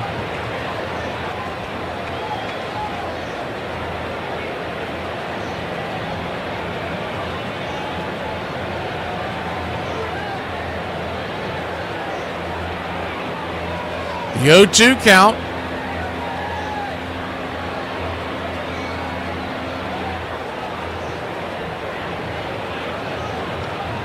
Righty-righty matchup. Elder looking in. The pitch. Swing, pops it up. Looks like we're going to get out of it. Wow. A miracle we only get out of this with 1 run. Elder is at 108 pitches. Salute. We'll be back in a flash. Braves lead it 8-3. Oh, dude, did I tell you I started therapy? Oh, really? Yeah. More like an anger management thing. Court ordered, but... Out of all races, what would you say is your least favorite race? Listen, as a true Southern white male, my parents believe this. My grandparents definitely believe this. The worst race has to be the 43rd annual Daytona 500, February 18th, 2001. The day NASCAR died, the race that took Dale Earnhardt from us. I'm absolutely disgusted with myself. After my dinner, I systematically devoured a cheesecake over the past 24 hours. On paper, I only had 1 slice. So what went wrong? Every time I have gone into the kitchen for the past 24 hours, without exception, I have continued my slice of cheesecake. I go into the fridge and cut a little sliver off with the knife, and I eat it on the knife because I think it doesn't count. There are now 9 knives in the dishwasher that I have used to commit this act. Bench's opposite field blast fulfilled his mother's wish and tied the game for Cincinnati. Everybody's jamming. Everybody. It's deafening in here. And 5 batters later, the winning run would come home in more unlikely fashion. And the 1-1 pitch to McRae. In the dirt, it's a wild pitch. Here comes Foster. The Reds win the pennant. It was stunning. It was stunning. All of a sudden, he crosses the plate and said, "We're going home." And it's so abrupt and so final. We're going home. So the Reds win it 4-3. Riverfront Stadium has gone absolutely berserk. I think to this day, you can almost still hear the echoes in that stadium. The come-from-behind victory against the Pirates would prove to be the high point for the Reds' 72 season, as they'd fall to the Oakland A's in 7 games in the World Series. Oakland has won the 1972 World Series. Please like and subscribe today. YouTube.com/@BravesCountry. Welcome back. We're heading to the bottom of the 5th, leading by 5 in a high-scoring affair already. Tristan Beck, the pitcher, back out there. He ended the last inning on the mound. Fires the first pitch to Alvarez. High and inside for a ball. It's 1-0. I would think Beck is going to be asked to go 2 to 3 innings out here, the 1-0. Swing, slices it away. 1-1. At some point, someone's going to have to take one for the team for the Giants. The Braves can put a couple more runs up there, and they might wave the white flag. The 1-1 inside, 2-1. 2-1 count.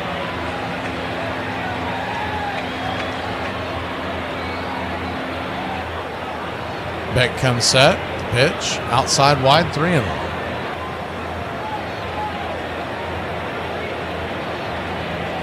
Nacho now batting .250 on the year. He's 1 for 2 with a single tonight.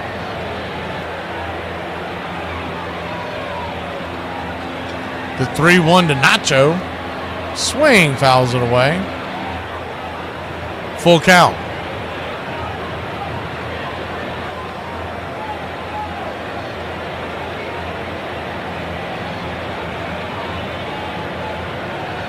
Braves lead at 8-3, bottom of the 5th. And something's going on here. The hind catcher for the Giants, Patrick Bailey's going out there to the mound. Maybe they just weren't on the same page of what they wanted to do.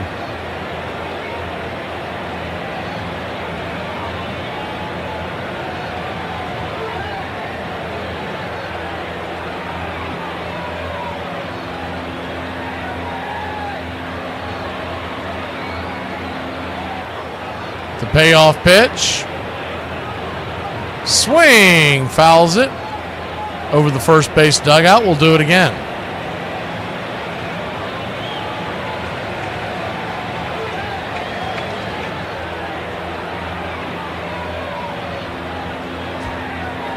Full count.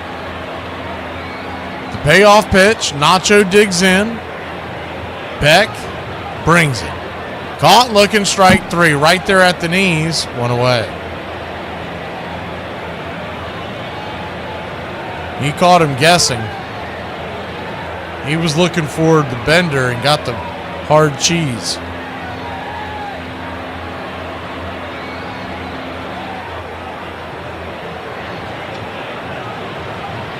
First pitch on the way to Michael Harris. He swings at one up around his eyeballs. It's 0-1. This guy is so lost at the plate. The 0-1. They set up out wide. 94 off the edge. 1-1. 1-1 count.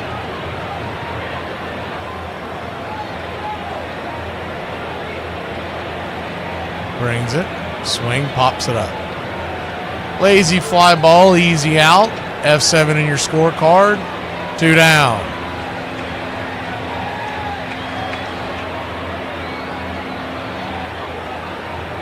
Two up, 2 down here in the 5th. With Riley coming back into the fold tomorrow, that should at least make the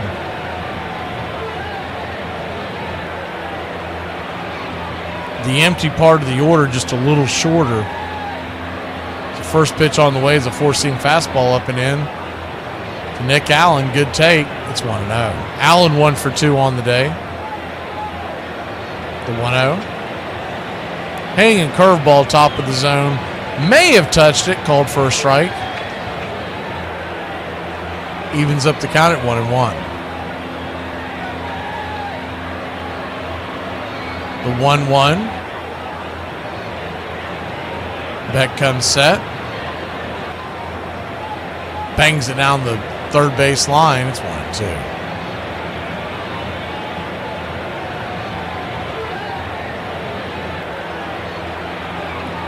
One-two count.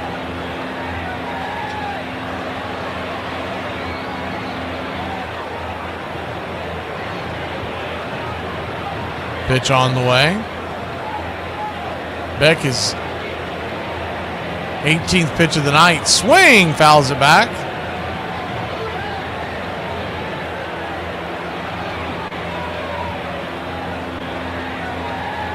One-two count. Braves lead it by 5. If Allen can reach, Jurickson Profar stands on deck. Beck comes set, brings it.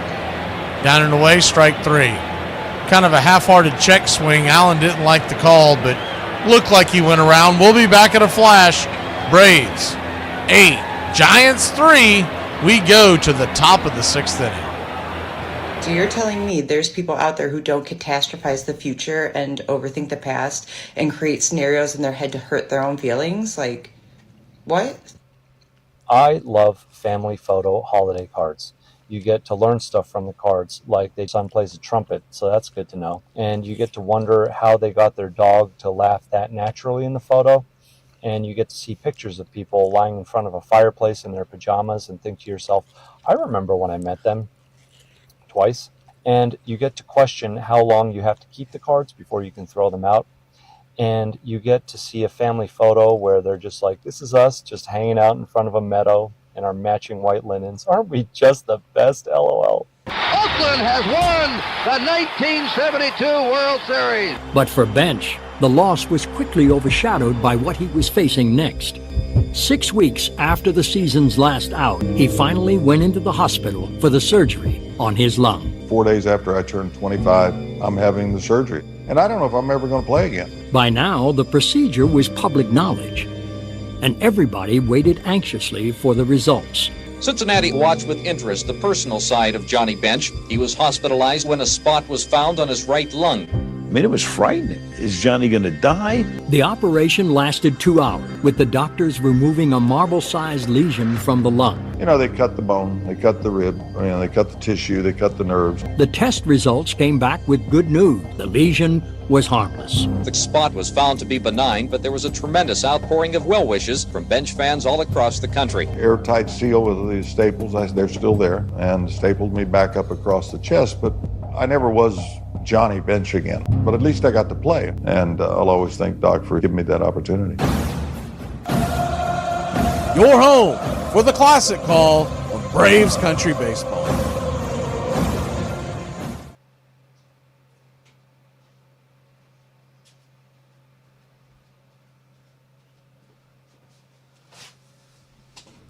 Welcome back to Braves Country Baseball. The 0-1 pitch is down and in for a ball. Aaron Bummer, your pitcher. It's 1-1. Sorry about the delay getting back. Knees all jacked up, and I have a hard time walking back and forth to 1-1. Swung on. Hit high into right field. Acuna's underneath it. One down. Twisted it or something during our vacation. It is got a brace on it, but it's not doing a whole lot of good.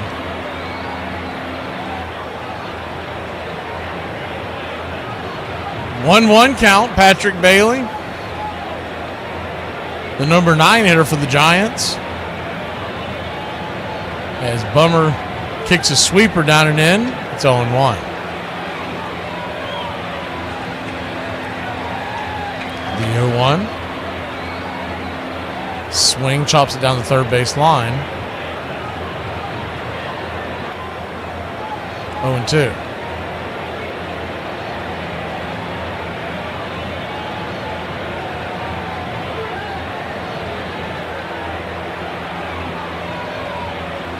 Aaron Bummer comes set.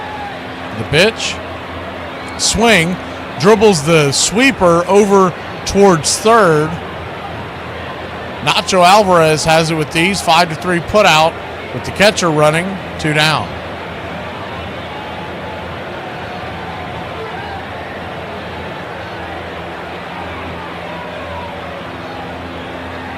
Two down.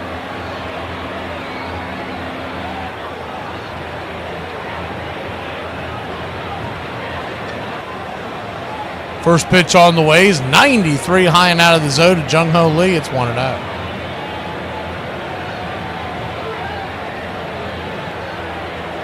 The 1-0. Kicks and fires. Swing! Slices it down the line, foul. 1-1.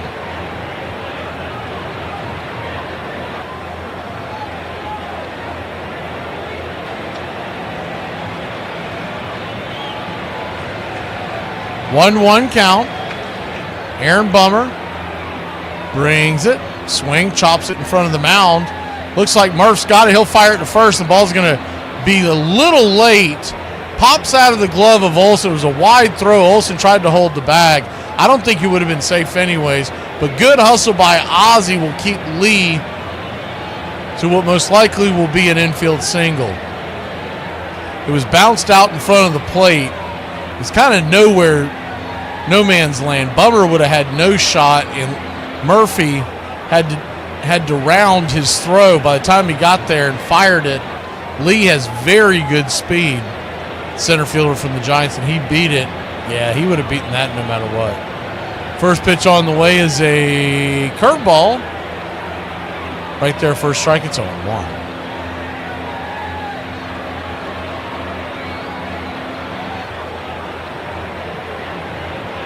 The 0-1.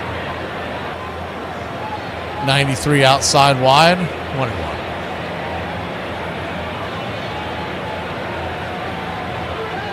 It's one of those instances where a very good pitch was a bad luck result. The 1-1 in the dirt. That hit him. Well, that wasn't a good pitch. That sweeper got him in on the shoe. I mean, if you're going to hit a guy, hit a guy. Don't hit him with the sweeper. Hit him right on the toe just as it came inside. Or did it? It hit him after it hit Murphy's glove, but I don't think it hit him. And no one's paying attention to the dugout. It looked like it bounced in between his foot, jumped over his shoe, but no one was paying attention in the dugout. So Devers can make this a 2-run game. First pitch on the way after the 0-1 is swung on, chopped on the ground over to Ozzie. Ozzie's got it, and that'll get us out of the jam. Man, that could have been really bad. That pitch did not hit him. They've shown it 3 times on the San Fran cam, and it definitely did not hit him. We'll be back in a flash.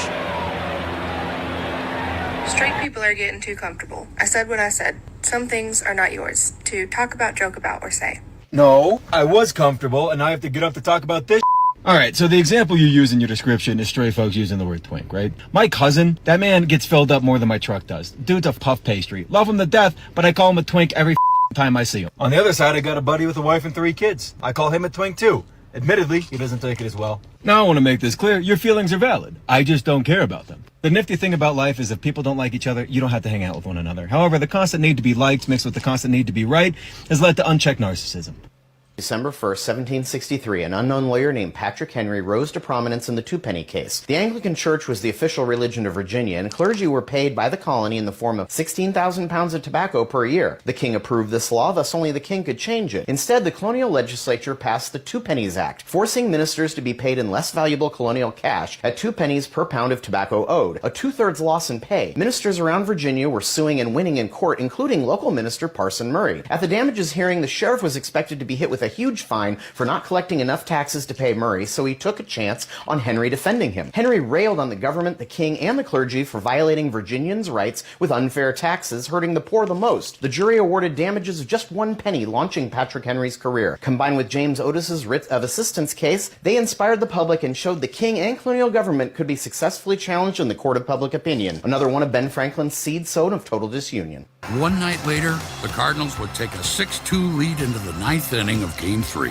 with Bruce Sutter on the mound looking to send the Cardinals to the World Series for the first time in 14 years. Willie McGee is under it, and that's a pennant winner for the St. Louis Cardinals. Join the Country Club today. Help support Braves Country Radio. Join the Country Club today.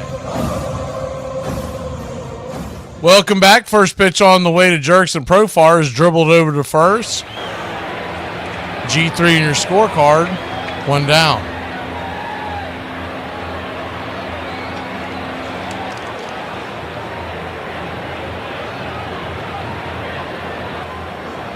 Ryan Walker is now the pitcher for the San Francisco Giants. Comes in with a 4.46 ERA. At one point was their closer. The first pitch on the way to Olsen is a sinker outside on the outer edge for a strike. It's 0-1.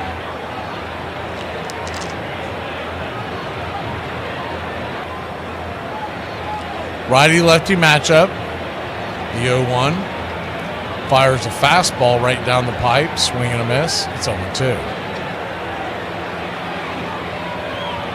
0-2 count. Braves lead 8-3. pitch. Inside, caught, looking, strike 3. Best seat in the house, 2 down.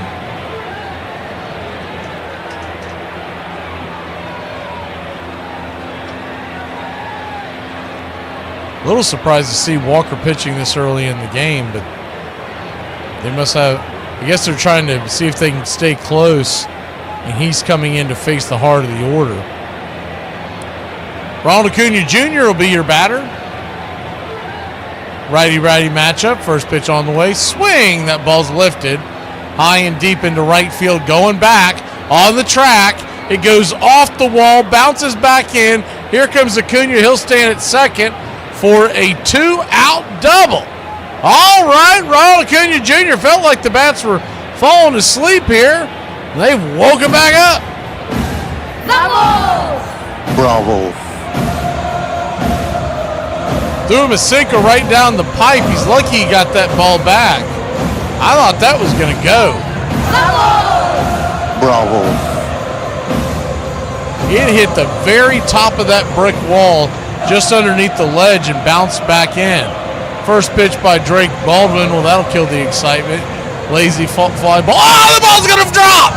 Jung-Ho Lee, the ball's going to drop, and it's going to be an RBI double. Are you kidding me? Sometimes you're just living right. Oh, my word. It was one of those, I got it, you get it. I don't know if Jung-Ho Lee thought that Ramos was getting it or if he lost it in the lights. Take another look at this. You don't like the Drake. He was looking at Ramos. He thought Ramos was going to get it. The Drake is good. I think he lost it in the lights because he was coming over. He was in perfect position, so Ramos thought he had it, and then all of a sudden he looked over to see where Ramos was. I think he was kind of like, I don't know where it is, and it was too late. First pitch on the way inside to Ozzie Albies is right there for a ball. It's 1-0. We could use another one of those, Ozzie. Just hit it up there in the lights. Evidently, the lights is playing havoc on everybody tonight. The 1-0. Swing and a miss. It's 1-1. Remember the one a couple innings ago where Jerkson Profar lost it in the lights? That was a little more reasonable because it was a line drive, and those are easy to lose in the lights at that level. That was a pop fly at the 1-1. Inside, 2-1. And this Walker kid can still bring it, man. Really surprised he's in the 6th inning in a game where they're trailing by 6. 2-1 count. Swing and a miss. 2-2. But I don't know what the usage on the bullpen was for the Giants the whole series, this past series in Toronto. And he may just be his turn, the 2-2. Swing and a miss, strike 3. Ozzie Albies chased that ball. What would you call that? 8 inches off the plate? That's a bat at bat. We'll be back in a flash. The Braves score 1. RBI goes to the lights. I can't believe you voted for Trump. He's a felon. Yeah, well, so is your baby daddy, but you still let him in your Oval Office. I love going to the airport. You get to start off your vacation with excitement and extreme anxiety. And the airport's like, if you forgot anything, don't worry about it because we'll sell it to you for 15 times the price. And you get to eat a hamburger at 8 a.m. and nobody cares. And you get to see people sleeping on the floor and in chairs in unnatural positions. And you get to do an x-ray and wonder how much they can see. And when you get into the wrong line by accident, someone will be like, yeah! And you're like, ugh.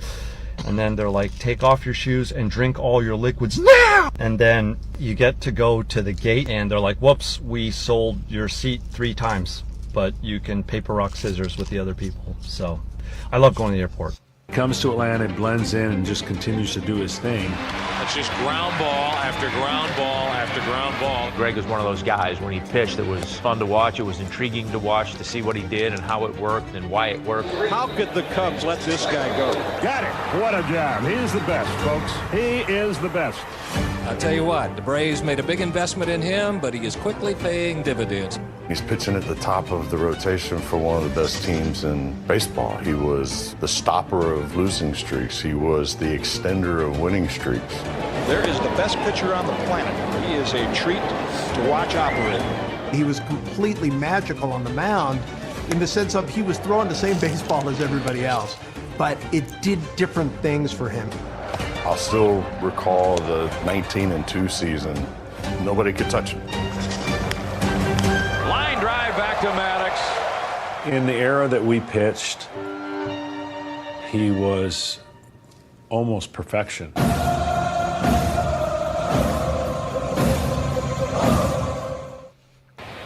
Welcome back. Rafael Montero, the right-hander, comes on. First pitch on the way is a splitter. Down and in for a ball. It's 1-0. Need Montero to stay healthy because we're going to trade him.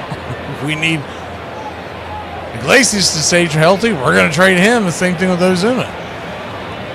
1-0 inside, 2-0. You know there's probably going to be a point next week where they're going to try like heck not to even touch Montero or Iglesias before the deadline. The 2-0. Swing belted. That ball, she's going to get gone. It's 9-4. Adames, who's now 3 for 4 on the day, a solo shot, his 15th homer of the year, and the Giants creep a little closer. It's 9-4.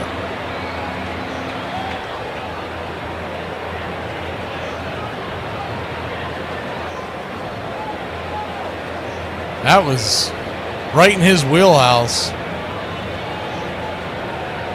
Got the mid part of the plate, and that's where Adames loves to. Most of your right-hand hitters love the inner part up top, and that's where that pitch drifted into. First pitch on the way is 96 miles an hour to Chapman. It's just off the dish. And it's 1-0.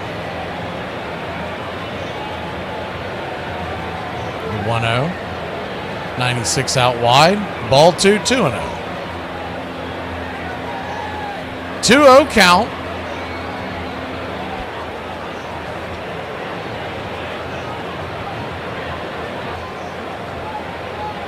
Pitch on the way. Swing, pops it up. Back behind home plate. 2-1.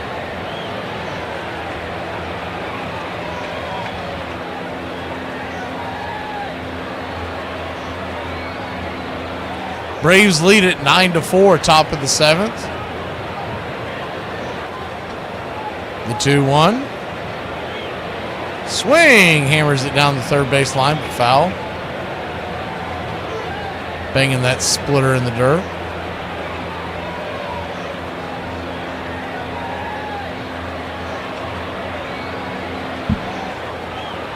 Two count.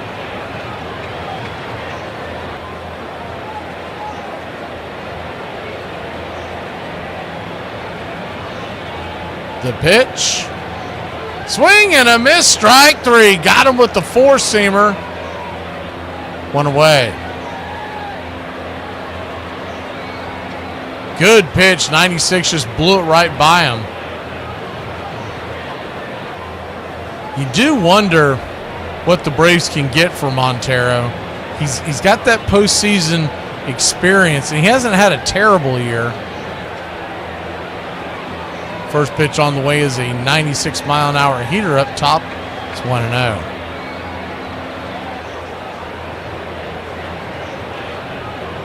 Diaz is the batter. The 1-0. Swing, fouls it straight back, 1-1. 1-1 count.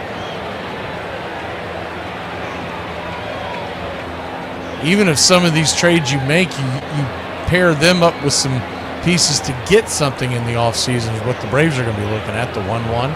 Fouls it straight back, 1-2.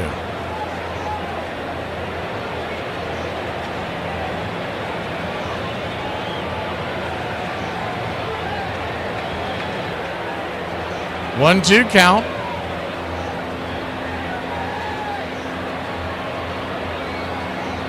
Righty-lefty matchup. Pitch outside, 2-2.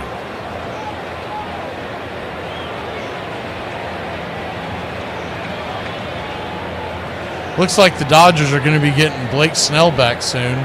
The 2-2. Swing, lifts it. Shallow center field. That'll be caught by Nick Allen, 2 down. For those of y'all that may not have followed it, Blake Snell has been on the IL. Remember, he was one of the big free agent signings by the Dodgers. He's always kind of dealt with the IL, but Blake Snell has not pitched since he faced Atlanta back in Los Angeles in April. The second series of the season. First pitch on the way to Wilmer Flores is fouled back. It's 0-1. That is amazing. That was his only start of the year. Back when the Braves went 0-7, he pitched in that series. The 0-1 down and away, 1-1. 1-1 count. April 2nd.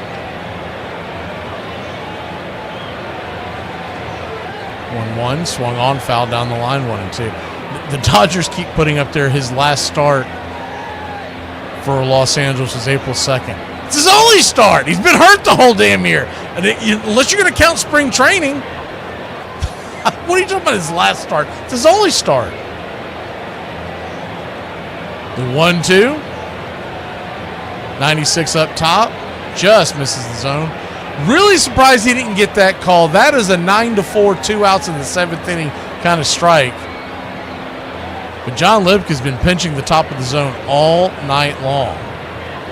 The 2-2 to Flores. Winds up and delivers. Swing, pops it up. Down the line. Olsen giving chase. Over the shoulder catch. A no-looker. Are you kidding me? Matt Olsen. Give that man the gold glove. We'll be back in a flash. Wow, get up and stretch. All right. I can't see you. Let me hear you. A 1, a 2, a 3.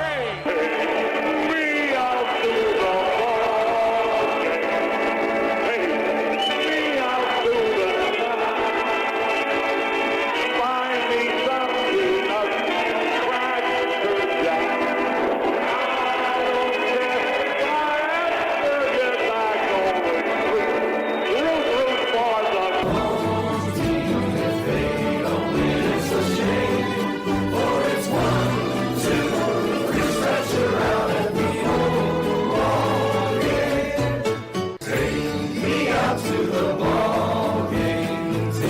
Me out to the night. Find me something of Cracker Jack.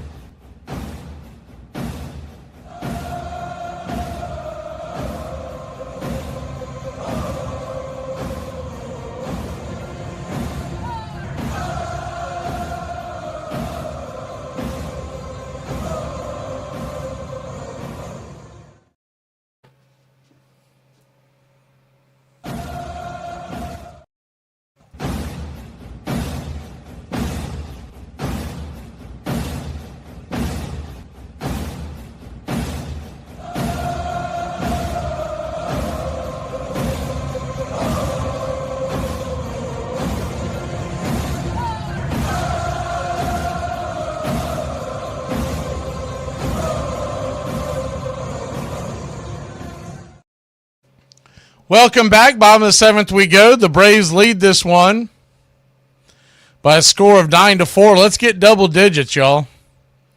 First pitch on the way to Sean Murphy. Misses for a ball. Walker back out there again. It's 1-0. It's interesting. They are just make him have 1-0. Check swing, run around, 1-1. very interesting because they use him like this. I don't think he'll be available the next day, maybe even 2, depending on how long this inning is. The 1-1. Below the knees. 2-1. They were showing a clip coming back from break after Olsen made that great over-the-shoulder catch. And Acuña's, as the 2-1 pitch, fouls it away 2-2. Acuña's impression of Olsen was just spot on. He mimed like Olsen was just running down nonchalantly, flips his glove out, and makes the catch. Meanwhile, Acuña was also miming the fact is the 2-2 off the plate, 3-2. Acuña was out there miming like he was chugging. And here's Olsen just sticking his glove out. Ozzie was just laughing his ass off. The 3-2, outside wide, ball 4. He'll head on down to first, and the Smurf couldn't quite tell that story right. I hope y'all got the gist of it. Walker's throwing the ball like his hair's on fire. Smurf is me. I must call an emergency meeting.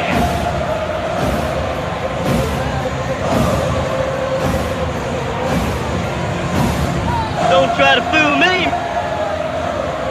First pitch on the way is up top of the strike zone for. They'll call that a strike for Alvarez. It's 0-1. It's a strike. He just hasn't been calling pitches up there tonight. The 0-1. Swing, rattles it foul down the line. It's 0-2. (0-2) count.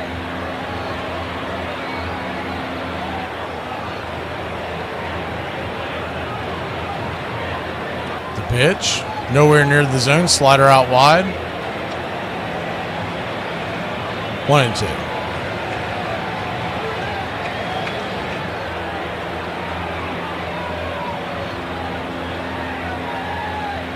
The 1-2 pitch, swing and a miss, blew it right by him, strike 3. 1 away.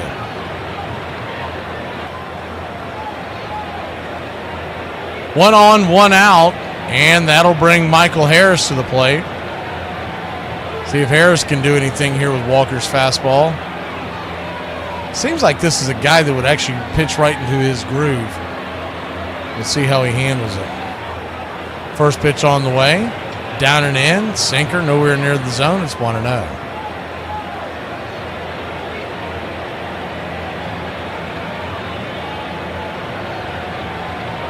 The 1-0. Outside wide. 2-0. Try to hit him with the splitter. Excuse me, slider. He straightened this up a little bit. You can't really see the zone when the left-hander's up. 2-0 count. Walker brings it. Swing! Slaps it over to third, and they're going to double off Murphy. Murphy dove back to the bag, but that was a bang-bang. Line him out, throw him out, double play. We'll be back in a flash. The Braves, I don't think are going to... Nah, they're not going to contend that. That was definitely a double play. He just got caught with his hand in the cookie jar. We'll be back in a flash.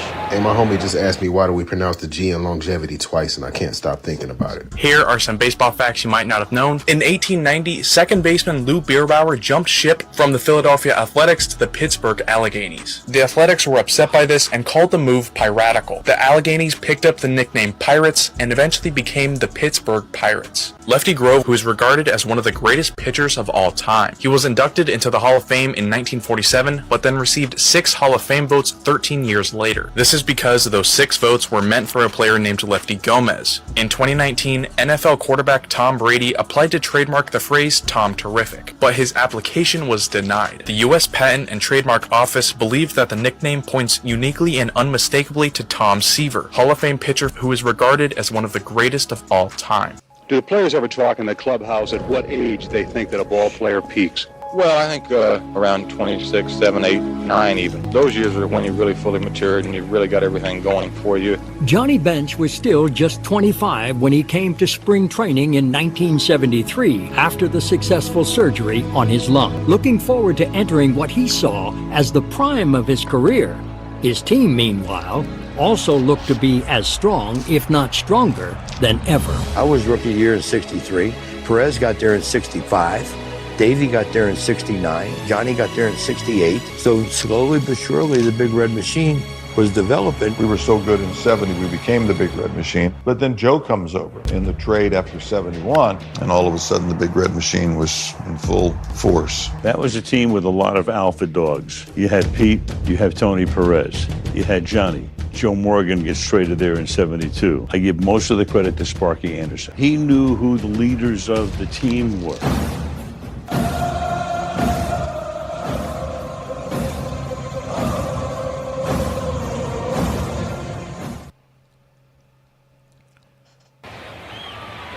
Angel De Los Santos will be on to pitch now.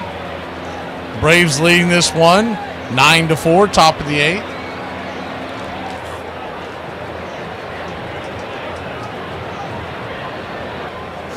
First pitch on the way, swung on, pops it up. Schmidt, lazy fly ball. See if looks like it's going to be Profar handling it. F7 in your scorecard, 1 down.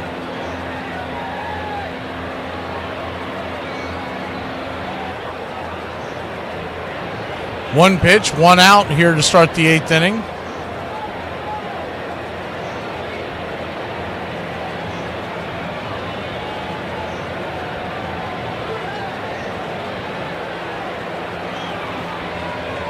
Patrick Bailey, the batter, the number 9 hitter.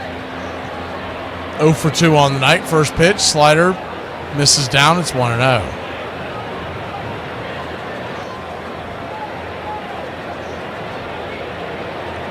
The 1-0. Outside wide. 2-0.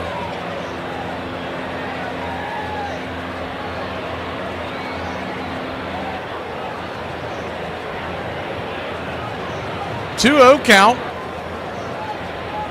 Kicks and fires. Swing. Chops it over to first. Backhanded by Olsen. He's got it. Flips it to De Los Santos. Nifty play over there. 3-1. 2 down. Man, that was a difficult play. Knocks it down off the carom. Flips it to De Los Santos, covering the bag. If he doesn't win the Gold Glove, there ought to be an investigation.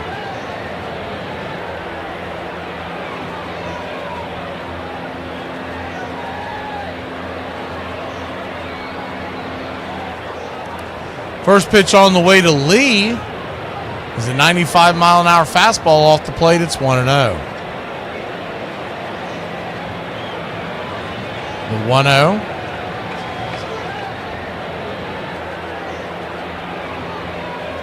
Swung on and missed. Changeup, 1-1.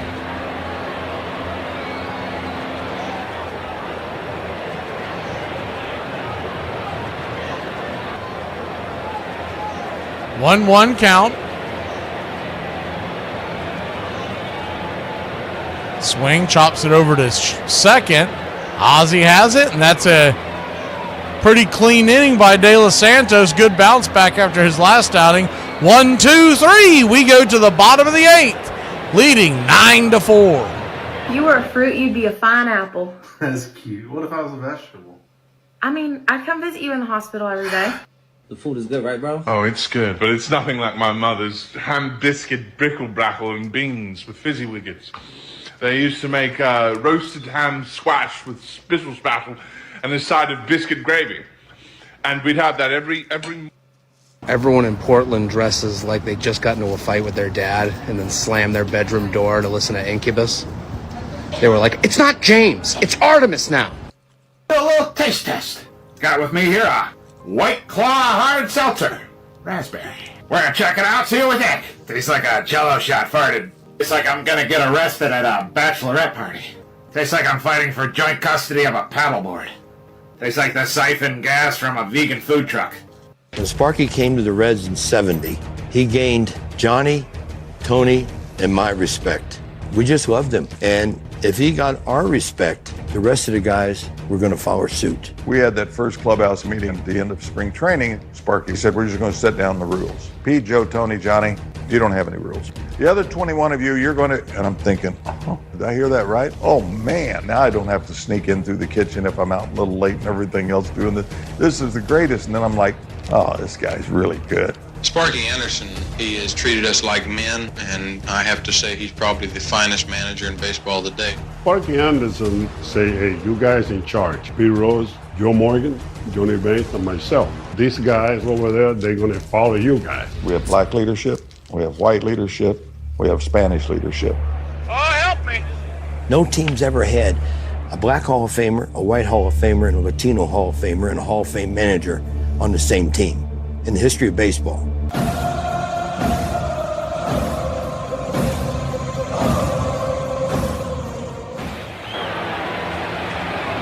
9-4 your score as we head to the bottom of the 8th. Hopefully the last time the Braves will have to bat tonight. First pitch on the way, misses high and out of the zone, sinker to Nick Allen. It's 0-1. Doval, their closer, is up. Man, what are they doing? What is San Francisco doing in the 0-1? Swing, slices it back, foul. It's 0-2. They are desperately trying to keep it 9-4. I don't know what San Fran's doing, but it's a bold strategy, Cotton. See how it works out. The 0-2.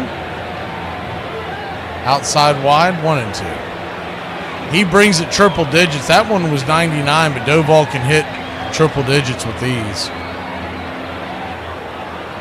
I guess the good news is we know we won't see him all 3 games in this series. The 1-2, down and away, 2-2. 2-2 count. Wouldn't it be great if he had to like throw 30, 40 pitches and then send him to get the heck out of it? Have the next 3 guys have 10 pitch at bats. The 2-2 brings it. Swing, pops it up. Back foul out of play. We'll do it again.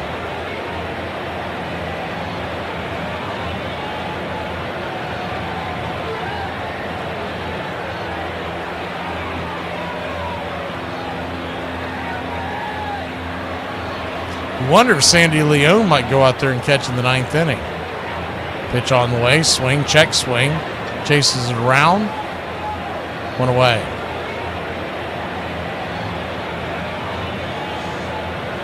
One down.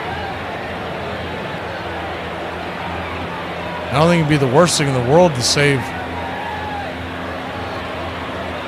Sean Murphy's knees for the 9th inning. Let Leon go out there. You know Drake will most likely be catching tomorrow night, and Murph as the DH. First pitch on the way. Swing! That ball's belted down the right field line, but foul. Into the upper deck, over in the Dale Murphy retired sign, if you know where that is. That is up at the very top, but about a football field foul.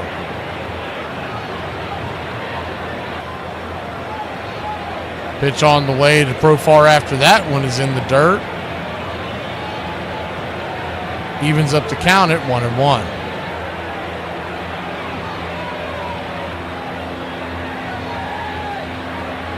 The 1-1. Swing, chops it foul, 1-2.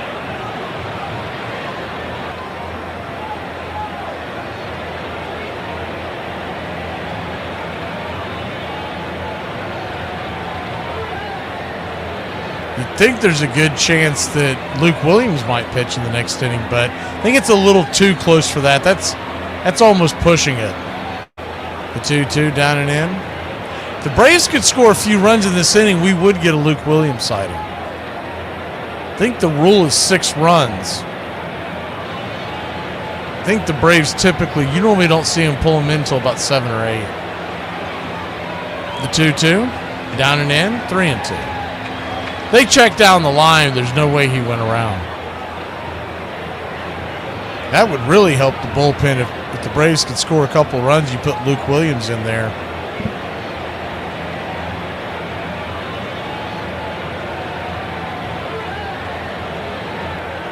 The payoff pitch. And that's going to be ball 4. They're going to get Doval with a time violation, and he'll head on down to first. what the heck, we'll go ahead and play his tune. Well, the jerks start calling. They're running out of you. It's smart. It's a smart line, and a smart crowd will appreciate it. And I'm not going to dumb it down for some bonehead mass audience. Matt Olson, the batter, first pitch on the way. He's swinging for the fence. Misses a slider down around his ankles. It's 0-1. We could use a Matt Olson tower power towards the chop house right now. Doval turns around and flips it over to first. Profar back in time. Pretty good move. You didn't see it if you were on the Braves vision because they were peeing into the dugout for some reason. I don't know what they were doing. The 0-1. Swing and a miss. 97 up around high cheese. It's 0-2.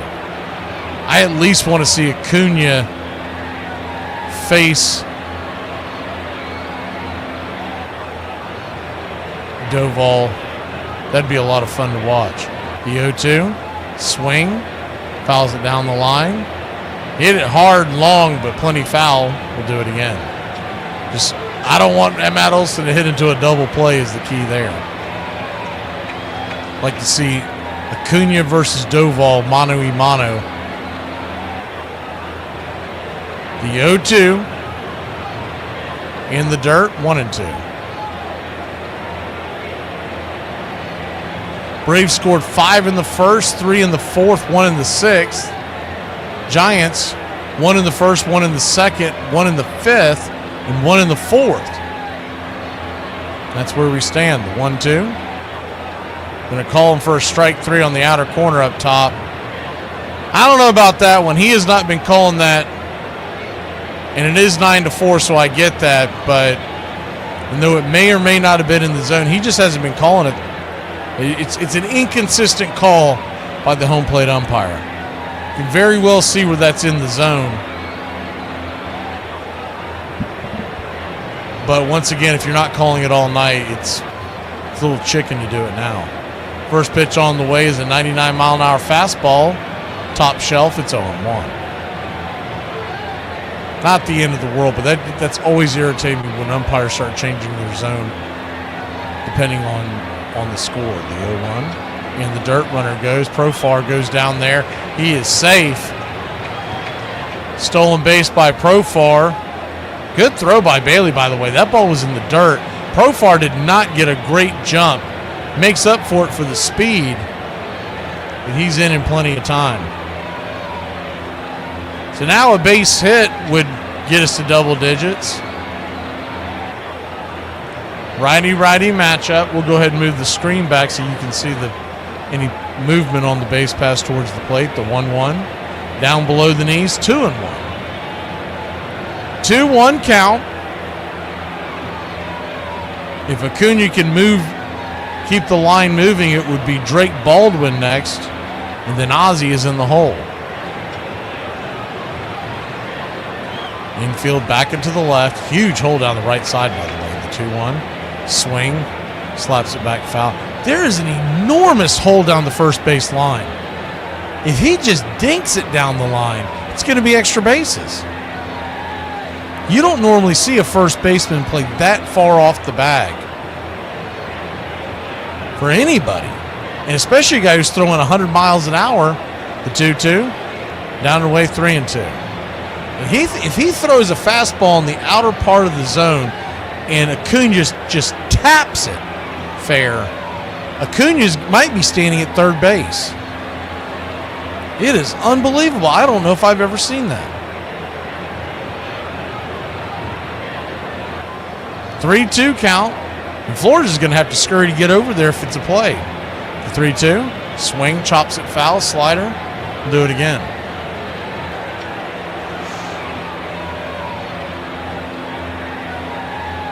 He is every bit of 40 feet off the bag. He's almost exactly halfway to second. The payoff pitch. Outside wide ball 4, so I guess it's not going to matter. But that is a strange way to play a right-handed bat with a fireballer up there He'll head on down to first. This ought to be fun. See how Drake Baldwin fares against Doval. He's 3 for 4 tonight.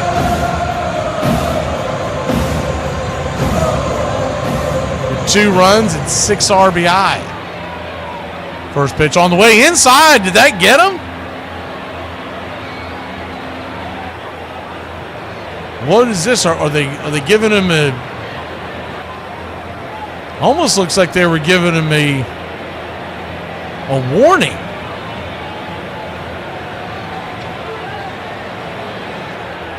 They did give him a warning. I don't know what that's about. I can't imagine. Oh, no, they gave it a balk. So runners are on second and third. First pitch on the way is a 96-mile-an-hour fastball. Right there for a strike. It's on 1. I misread that. That pitch almost hit him. It was, excuse me, not a balk, but a time violation again.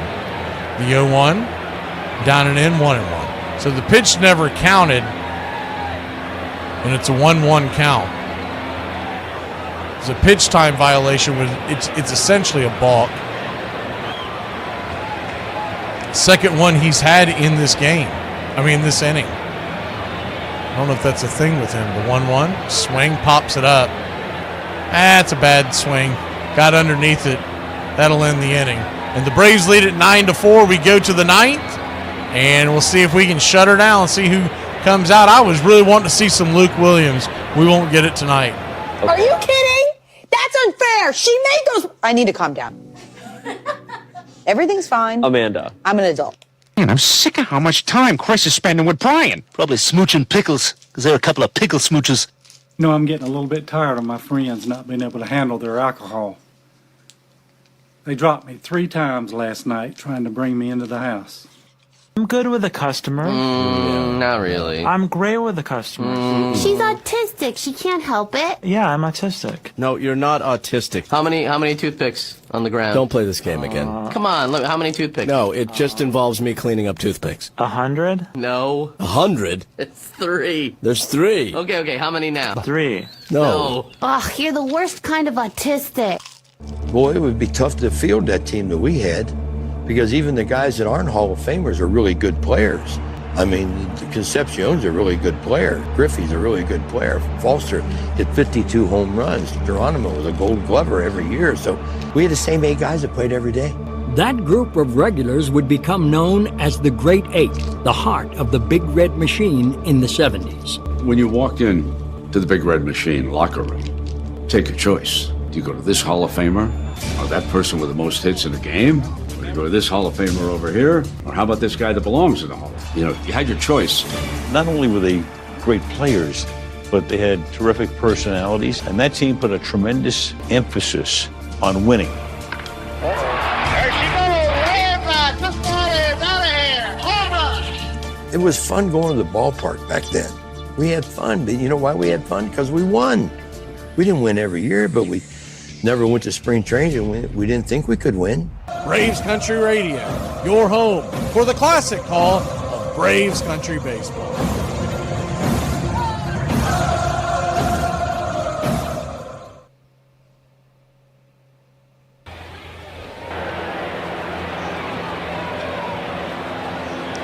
Welcome back.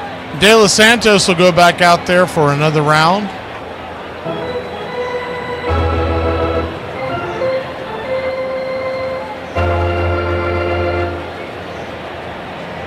Righty-righty matchup. First pitch on the way is inside. Slider. It's 0-1.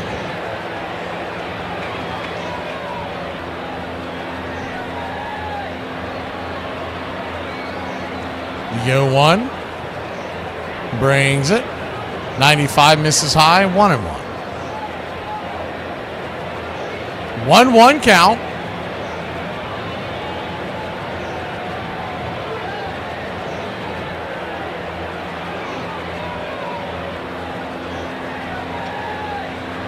Kicks and fires. Swing. That ball's hammered over to third. Diving play by Nacho. Leaps to his feet. Fires it to first. 1 away. Good play by Nacho. Golf clap from the Braves dugout. That ball was scalded. A 2-hopper that he had to lay flat out to get, jump to his feet, and fire a perfect missile over to first.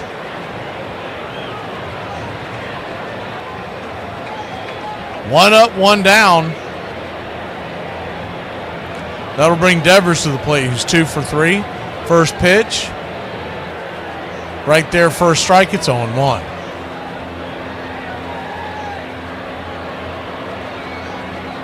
The 0-1. Kicks and fires.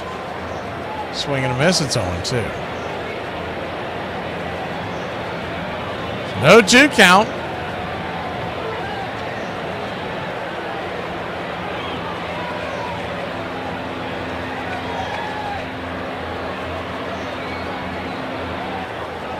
Change up just off the edge. 1-2.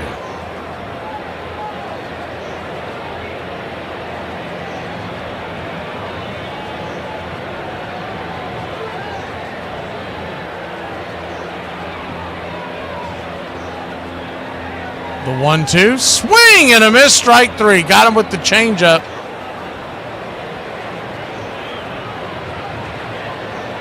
We're going to put you behind the pitcher, see if y'all like this view at all. I was looking at it yesterday. It's not the greatest view, but since the game's down to 1 out and we're up by 5, I think it's a pretty good time to put it on. I don't know if there's a way to pan in.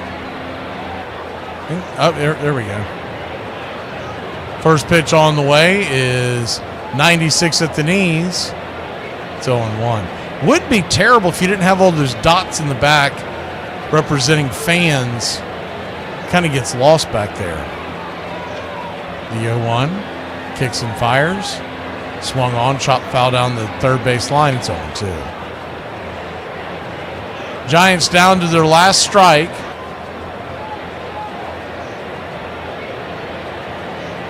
De Los Santos looks in. Infield back into the left. They set up outside. De Los. Pitch in the dirt. 1-2. 1-2 count. Staying up late tonight. Dodgers and Twins are about to start, so that should be a good one.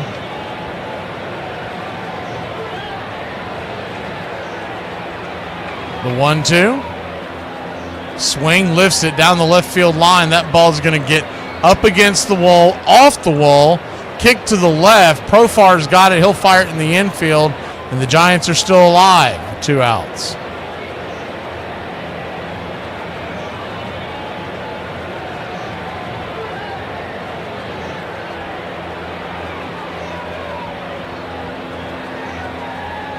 He just kind of hooked it down the left field line.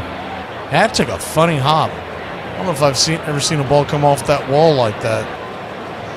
Kicked up against the wall and just kind of kicked to the left, immediate left, and deadened. First pitch on the way is a 97-mile-an-hour fastball right there. Down the track to Chapman. It's 0-1. Righty-righty matchup.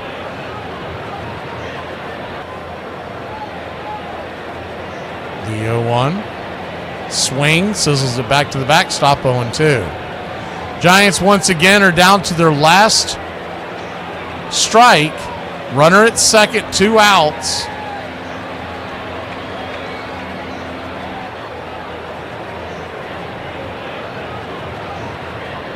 The 0-2. Misses high, 97 miles an hour, 1-2. 1-2 count.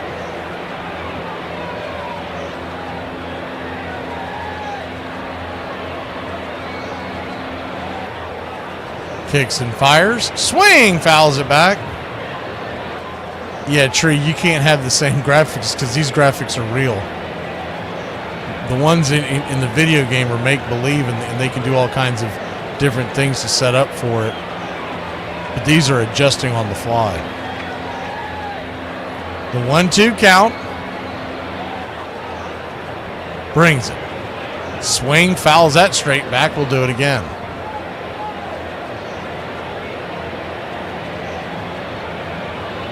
So in theory, the graphics here are actually much better because they're adjusting to what they see.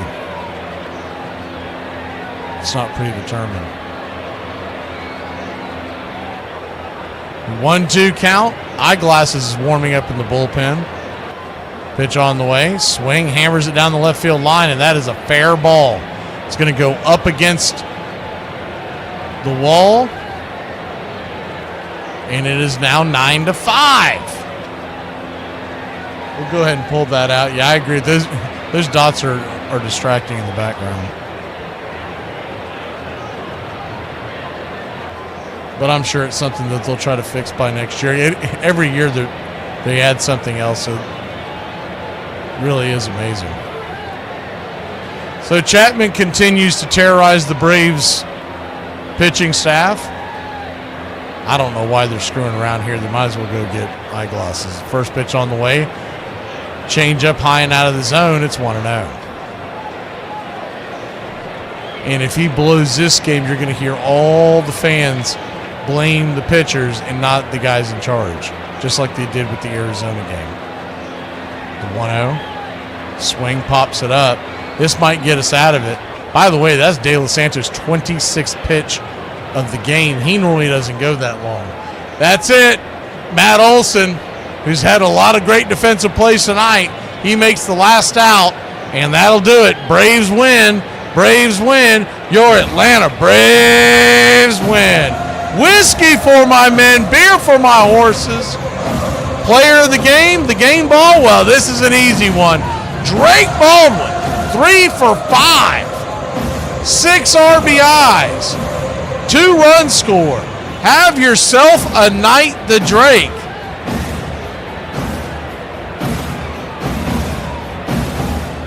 You don't like the Drake? I love the Drake. How could you not like the Drake? Who's the Drake? The Drake is good.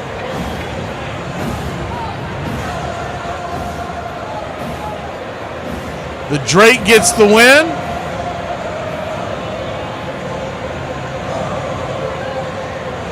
Six RBIs on the day. Bryce Elder will improve to 4 and 6.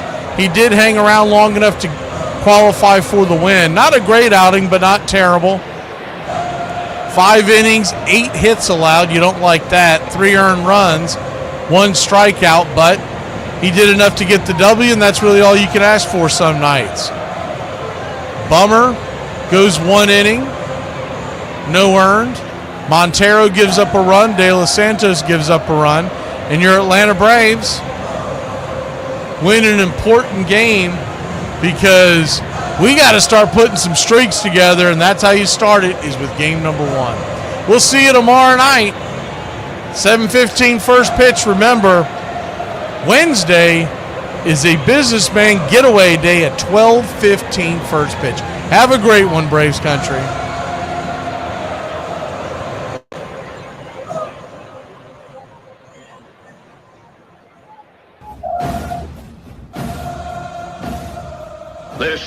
There's something kind of about a kid that's never played baseball. It is the American game. That's just what it is. And actually, I can feel like I'm 15 when I'm talking baseball. I'm watching baseball. This is it. It does this. It can do this to any. It brings you back